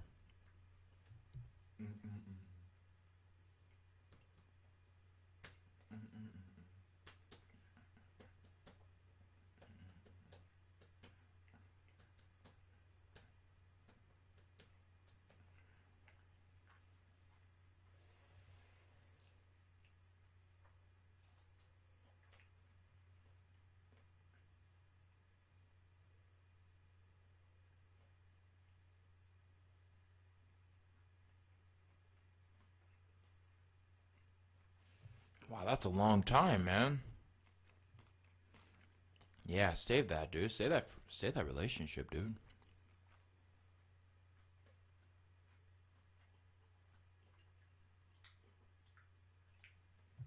Get her preoccupied.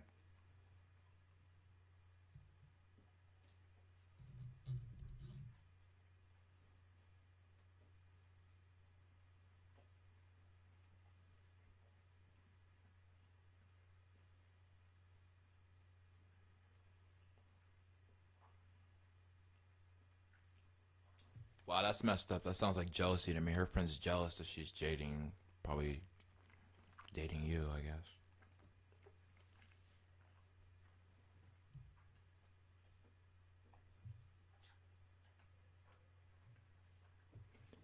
What it is probably it's jealousy because probably her friend wants you, but since she knows that her friend is dating you, she wants you. So she's trying to like break you guys up so she can be with you and have you to herself.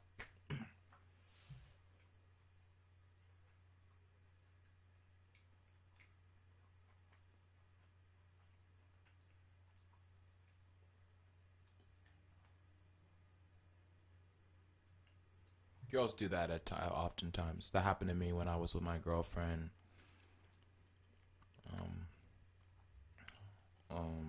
And this other girl that I really liked, but she was such an evil person. And that's that story I was telling you about. I did not want to talk about because I don't want to even remember it. But the other girl that I no longer give up about got jealous and tried to break up me and my ex Victoria. We were together for like a year, and then we broke up once, and we got back together, and it was like a year, and then after that, so she got jealous, and then she started seeing me, she started dating me, and like messing shit up.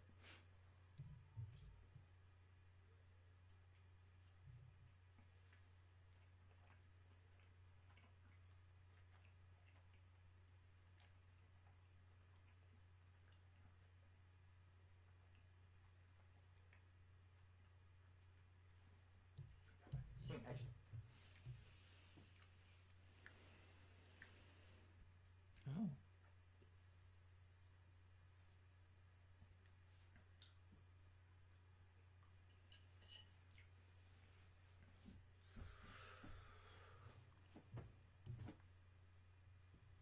I'm gonna finish eating this. Hold on, give me a second.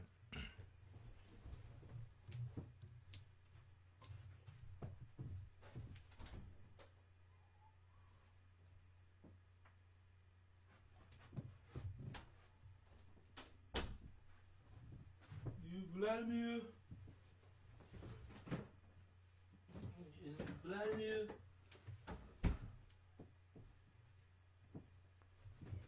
Oh.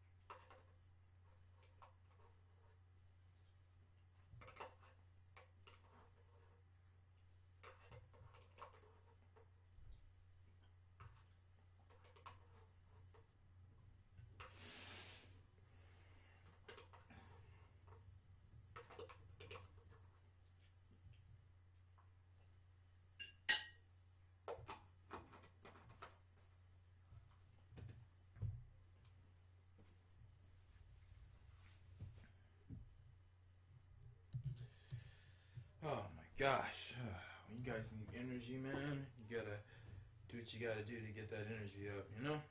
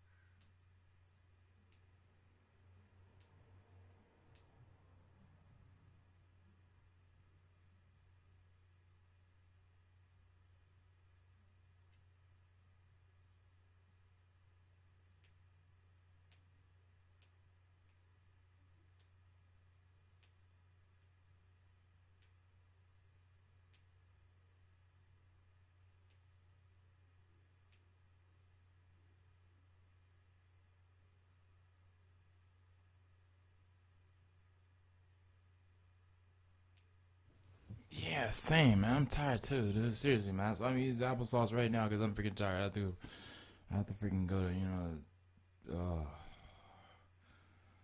man, I gotta go here in about 2 hours. You were talking about the girl that's trying to break up with you because her friend.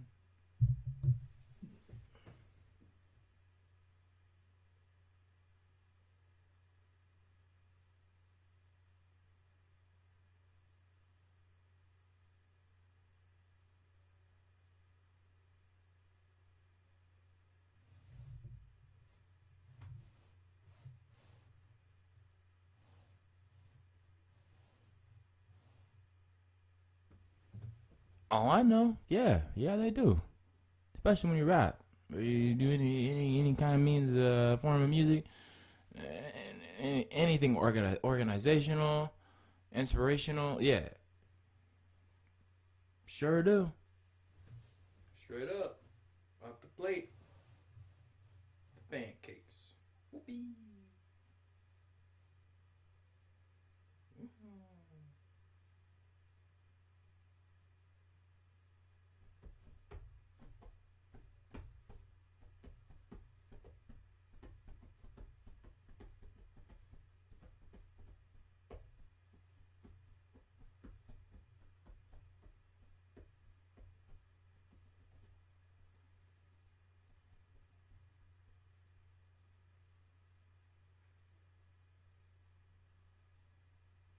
So I just find it crazy to know that.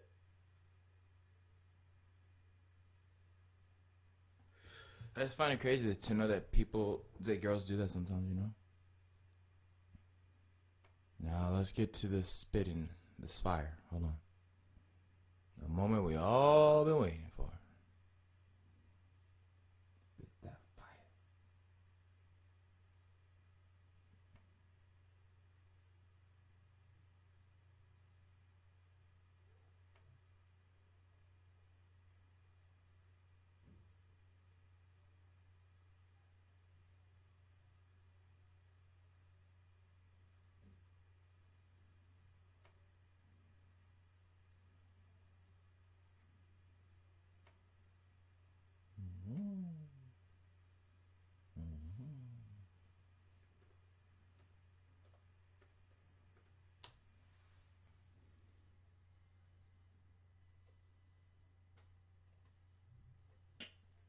It's 4:03.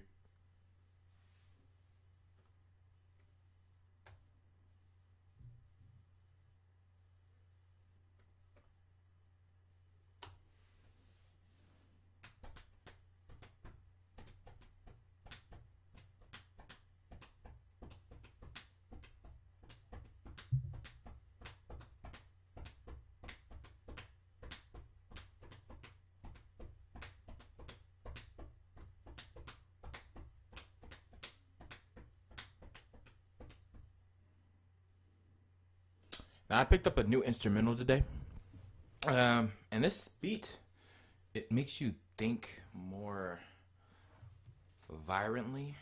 I'm gonna write all these words down, dude.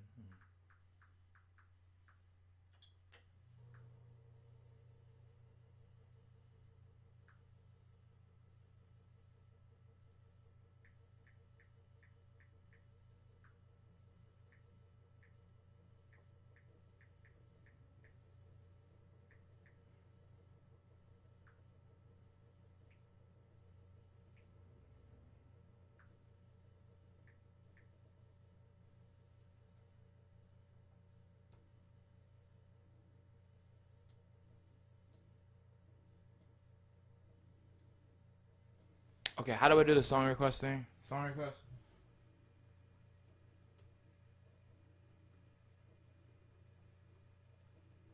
Oh.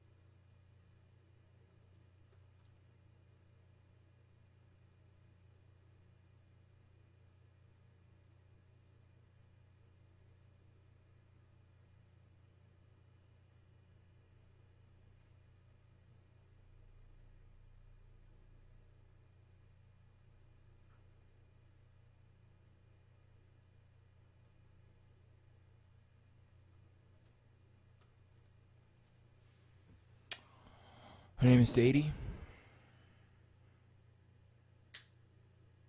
That's a nice name.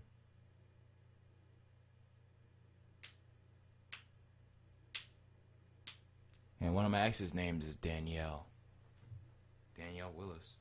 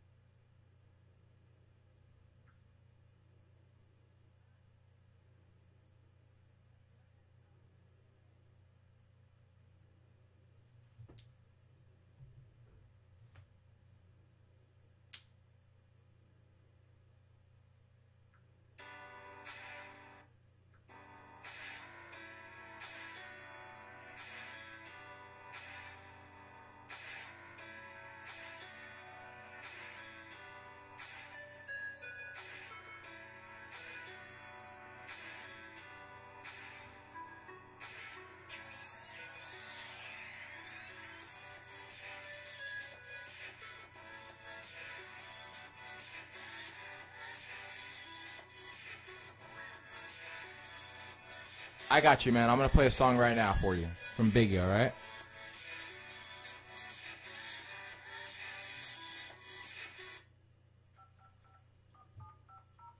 For you, all right?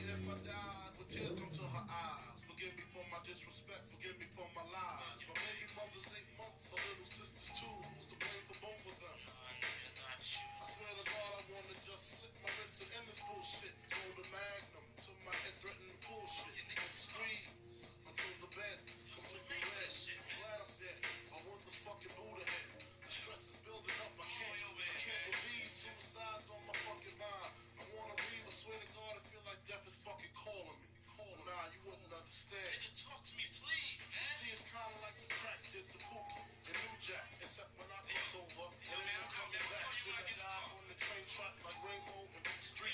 People at the funeral frontin' like they miss me. My baby mama kissed me, but she glad I'm gone. She know me and her sister had something going on. I reached my peak, I can't speak. Call my nigga cheek, tell him that my will is weak. Sick of niggas lying, I'm sick of bitches talking. Matter of fact, I'm sick of talking.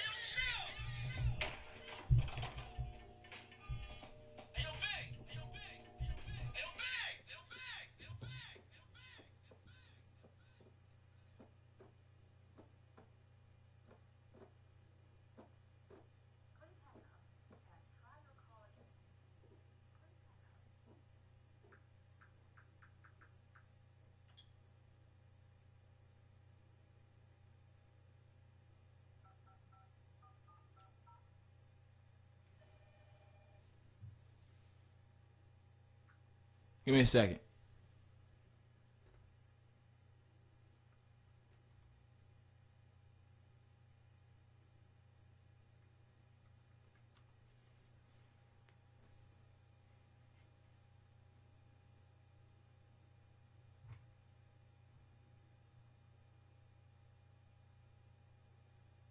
So, yeah, that's Biggie Smalls talking about suicidal thoughts. What do you think he's referring to? Remember what I told you about that one song, how, like, you feel like you get so much anger, you get depressed? See, a lot of Hollywood stars out here, you think that they got all the fame and fortune, they're happy, but they're really not. They're really desperate. Like, they're not desperate. They're very depressed.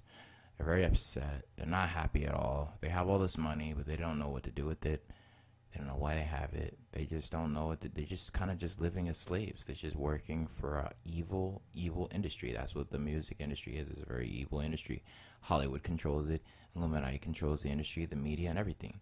So that's what's going on. Oh, mine?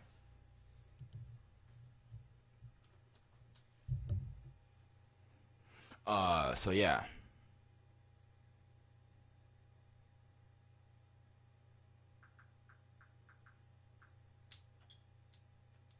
I love Ghost, dude. I love it so much.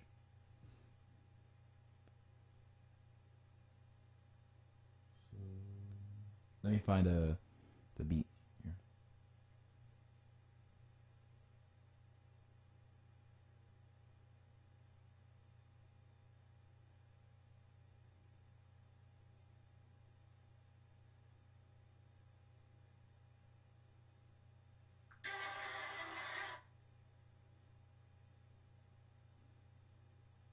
I'm about to spit that fire. Hold on.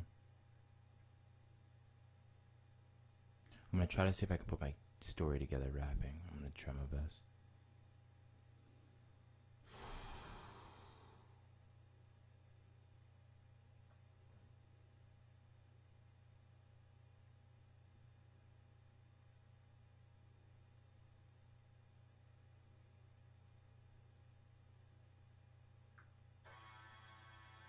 No.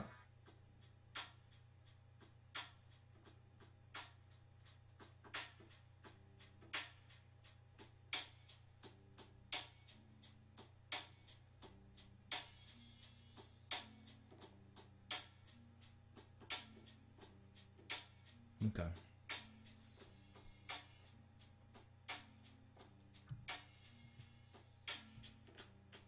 Yeah, listen. Time we've been waiting for. Yeah. Sitting down looking at my mom's. Time is cool. And I know I'm going back to school. And I'm like that little kid that was 2 years old growing with the milk, getting colder. I'm asking my mom to come over. And I'm like, I hear the rolling thunder. I'm in my cradle on my bed. I'm looking at the bib. Sometimes I don't know what. I'm getting these licks on my face. Don't know what the hell it is. It's like I want to take it away. Looking at these fears of spiders in my dreams. I'm scared away. It's the nightmares as they seem. It's the scene. It's nothing but the durosity and the main, the extension of my own recession. No, I know that God is the blessing. I've learned my lesson, knowing sometimes, you know, you can't test this. It's like a rejection, not knowing what you gotta do. Sometimes, you know, you wanna be you, and You're just in that bib, asking your mom to come down and give you a kiss, but she ain't there to look up. You looking at gunshots going off at the block. You're scared you might get shot. You're on the Glock, not knowing what you're gonna do on the spot. And it's all dark and you looking in the night. You're like so scared you don't know if you're gonna go to sleep the next day, the next time, or having your own suspension. Not knowing that you on suspension. And it's like a dimension. Sometimes you having nothing but intermissions, intuition. You know, you just moving because you just being so smooth with life. You being cold, you being ice cold, coming out the freezer. You know when you shivering, not knowing what you're gonna do and what you're thinking. So you wake up, you get out your crib, you ask your little aunt to give you more of this. You got the applesauce in the cup, you wanna go drink it, you know what's up, and you just go lay down on the ground, and people saying what's up with you now, and like you're crying, you got tears in your eyes, you don't know what you're gonna do, you're gonna live or die. Your mom is there, they're not there for you, you don't know what to do, you're scared to be who. The question of a mirror is the reflection of a shadow, not knowing what you're gonna be when you in the meadow, feeling like you high yellow.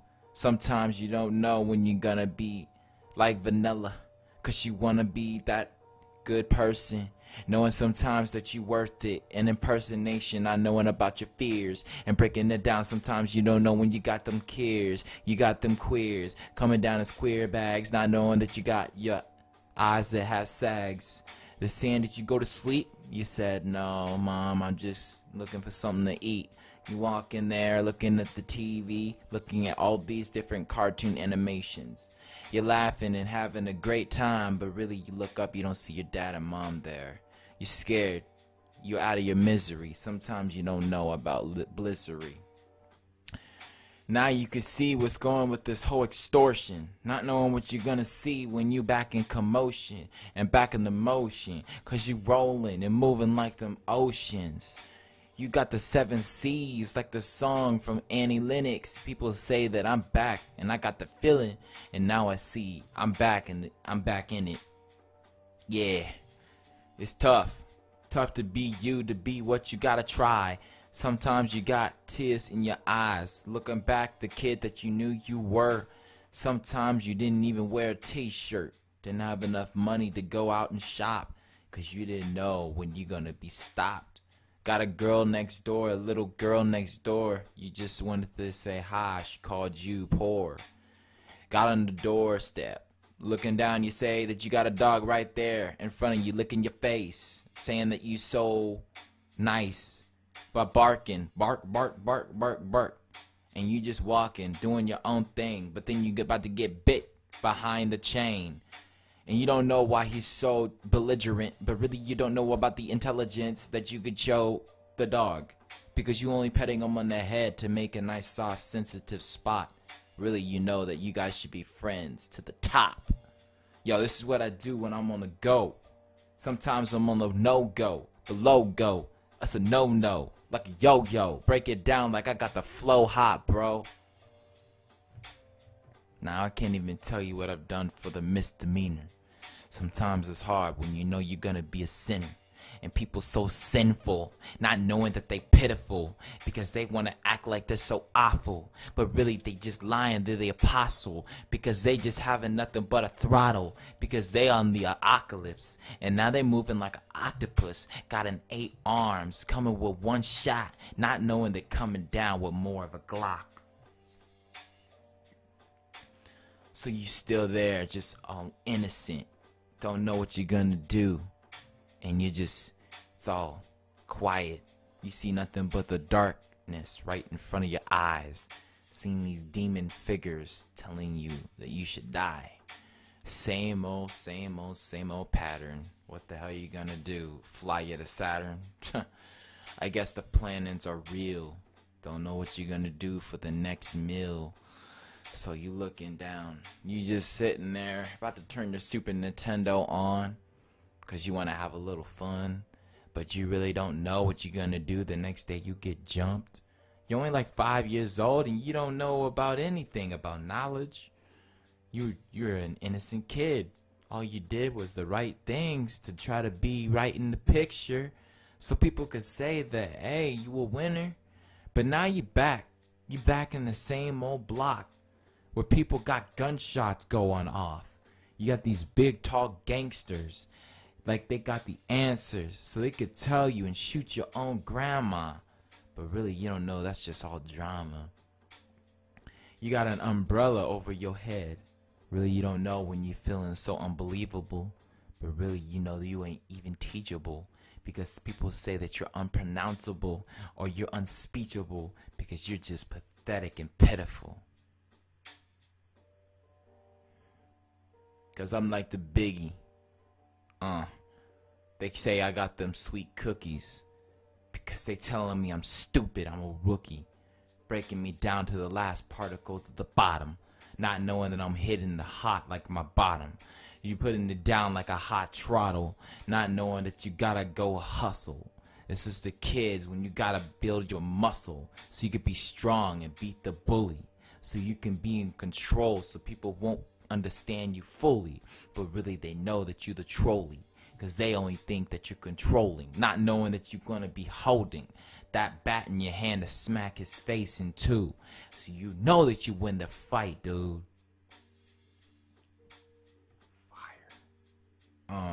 Yeah. Fire. Now I'm like, I never had the life I never wanted.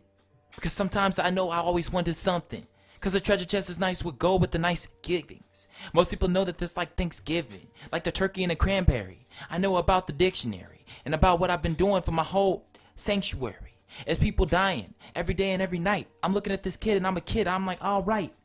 So every single day I didn't know if I was going to look up to see my mom and dad. Sometimes I was like, oh man, this is sad. I'm just looking at myself like I'm all fucking pathetic. And people say you can't make no friends because you ain't at it. I'm just playing my Super Nintendo for hours and hours knowing that my mom and dad just abandoned me. They left me there like I was my own enemy because they didn't know what to do in the city because they were acting so greedy. It's the money that they wanted for the evil. Really, you didn't even know when it's the principle. Now I'm back with the same introduction. Know what I gotta do with my main function. Yeah, I've been sunken in the water. Not knowing sometimes I'm flowing harder. Because you know I be moving like the Trotters. It's like the football team. They go hard in the Super Bowl. They go so hard when they got it all. Gonna make the touchdown and score 3 more points more. So they could win the Super Bowl and score.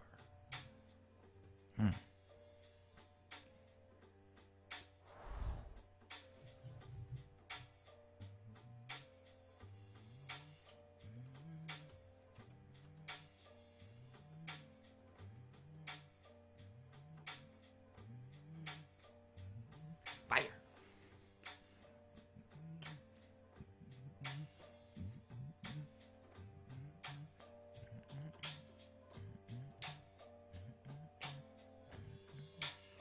This song goes hard, baby.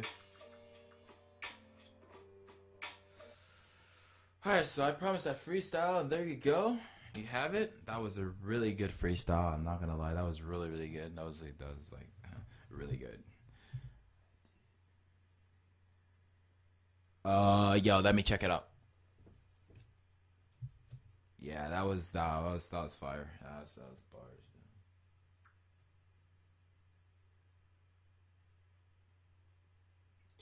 Boom, dum, dum, dum, dum, dum, dum, dum. Boom, dum, dum, dum, dum, dum, boom, dum, dum, dum, dum, dum, dum, dum, dum, dum, dum, dum,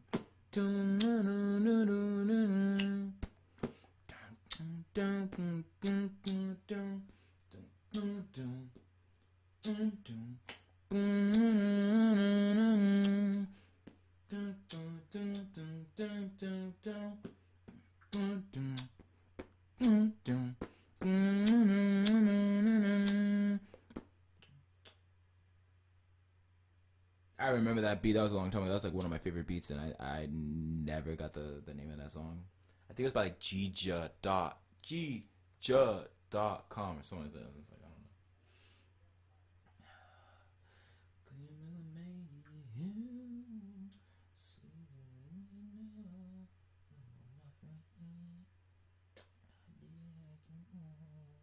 Fire.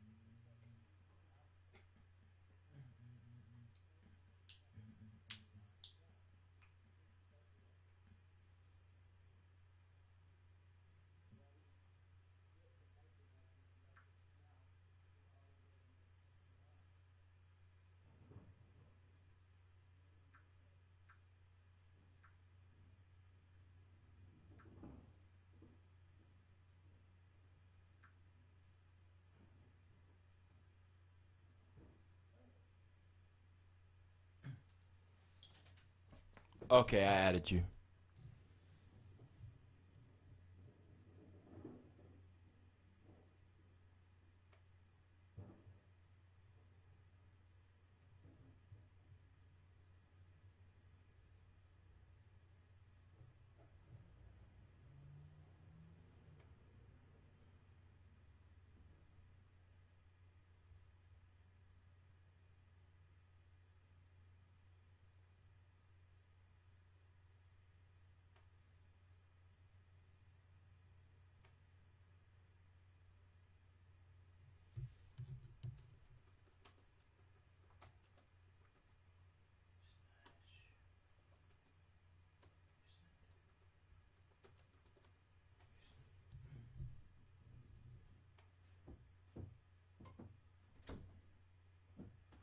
It's 425, you know, right?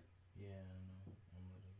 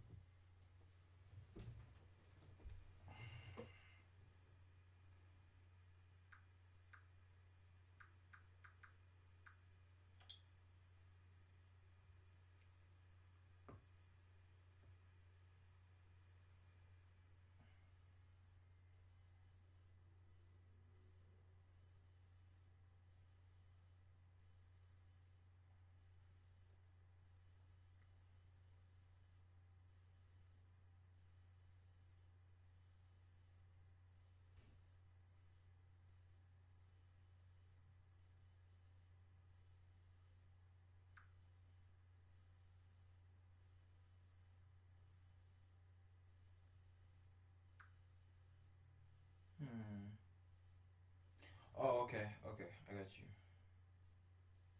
I got you.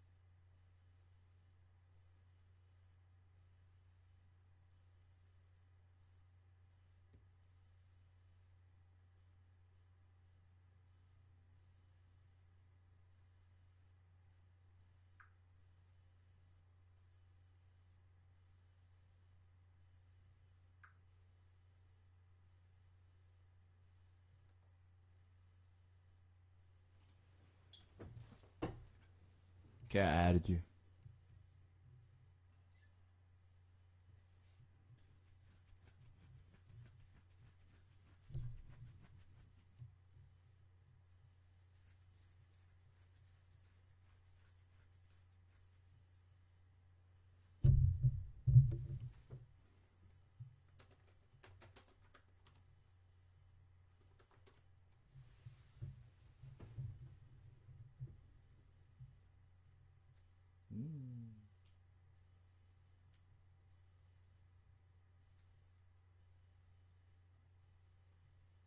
Right now, Twitch is like about to. Twitch is being stupid. It's a crash, and like I can't even change the title of the freaking game I'm playing or the music or whatever. Like it's just. It's default right now. I can't do anything. And I do not know why.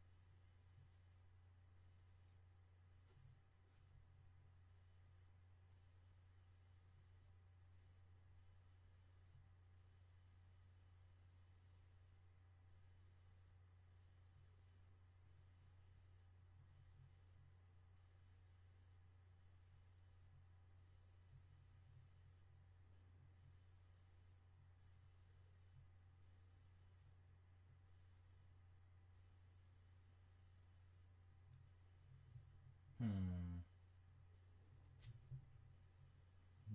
bit.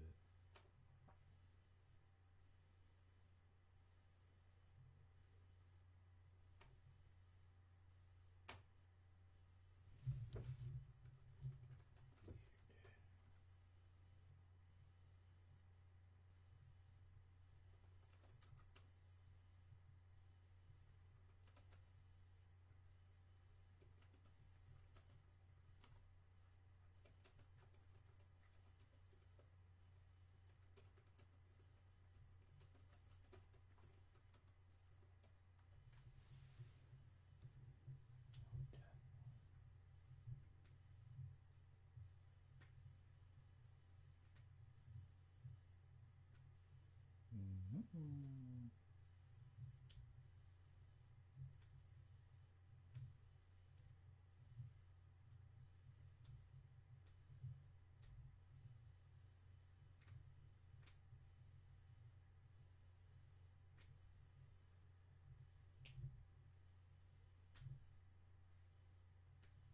cool.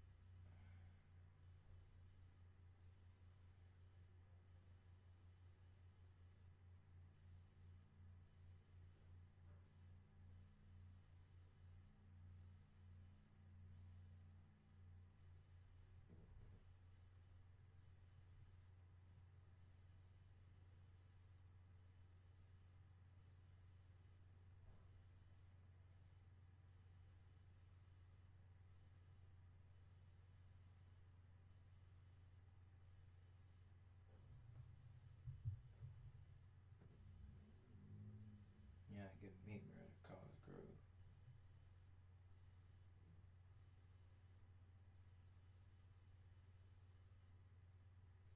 You ain't getting to me.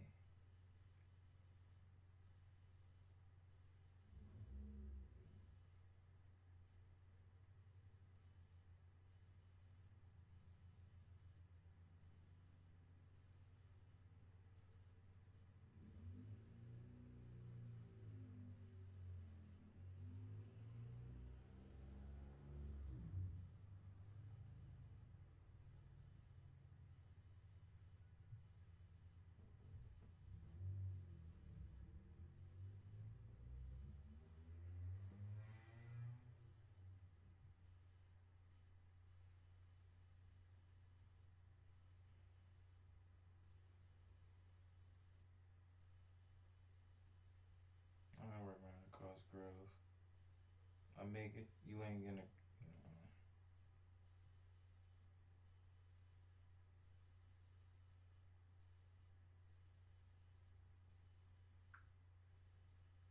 See you later.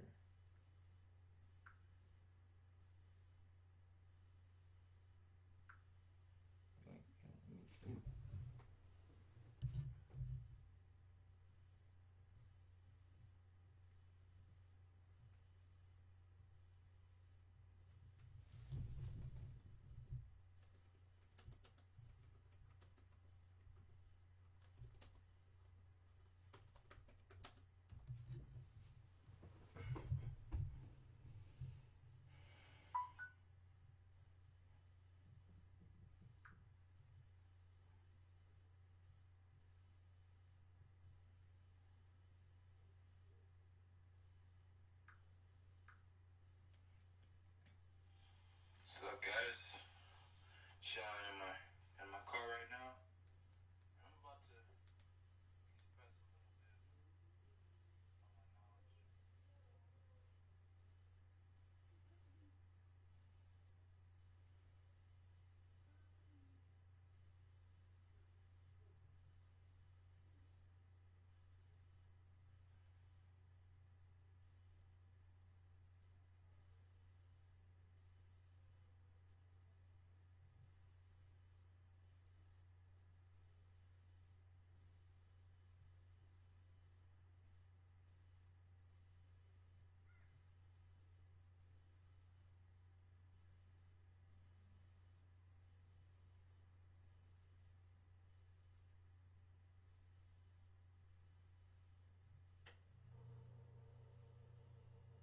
I saw this go.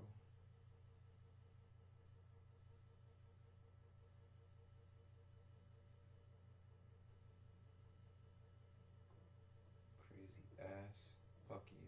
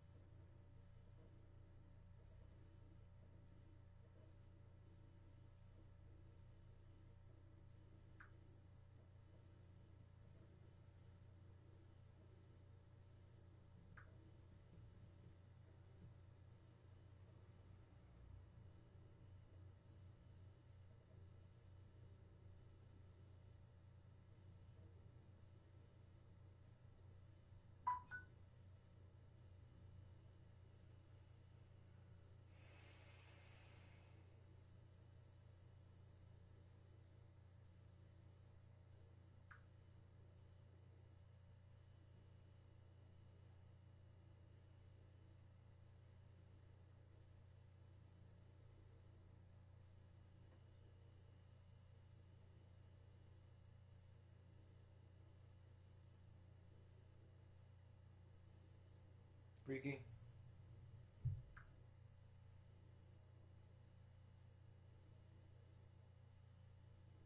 Not gonna work Miranda Cosgrove. Shoot.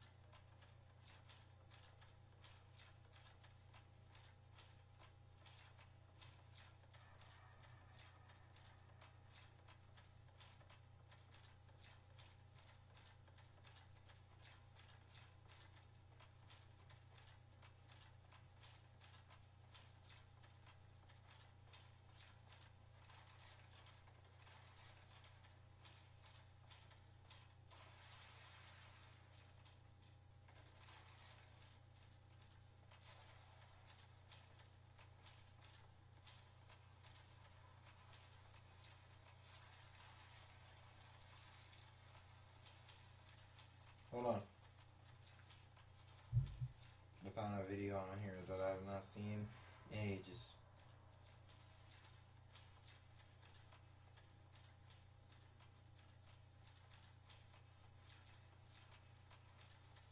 Hardest game I ever played in my entire life.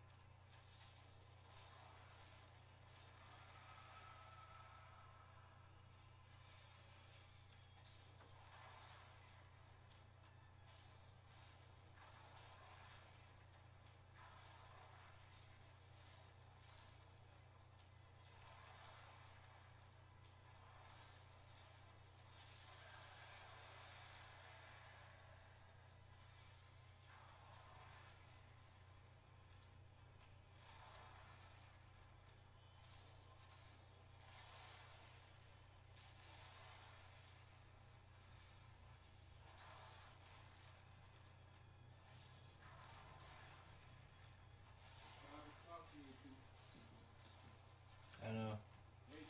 I know. Hold on.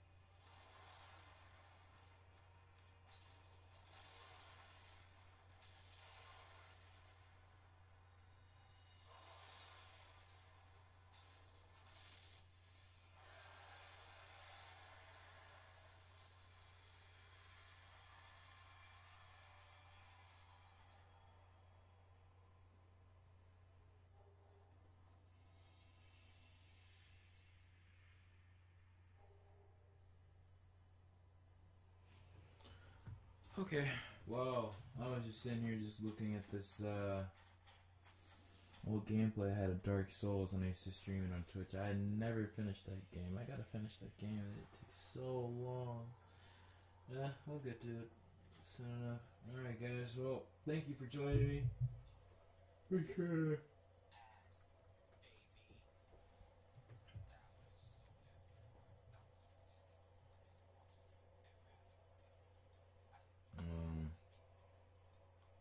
Oh yeah. Feel free to do whatever you please. I gotta get going here in the stream. Thank you so much for your support, guys. And remember, you're more than welcome to donate right there. Anything else? It's like really, really late right now. I know it's like taking forever.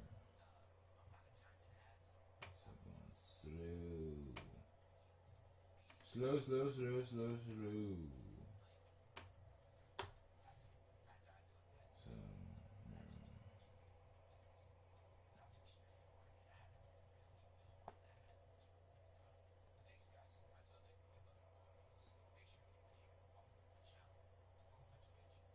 till then, guys, see you later. Thank you so much. I'm gonna be on the stream later on tonight.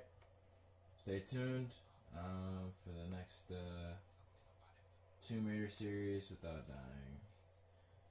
Till then, you guys are the best. Peace out. That's all day, boy. I'm out. Peace.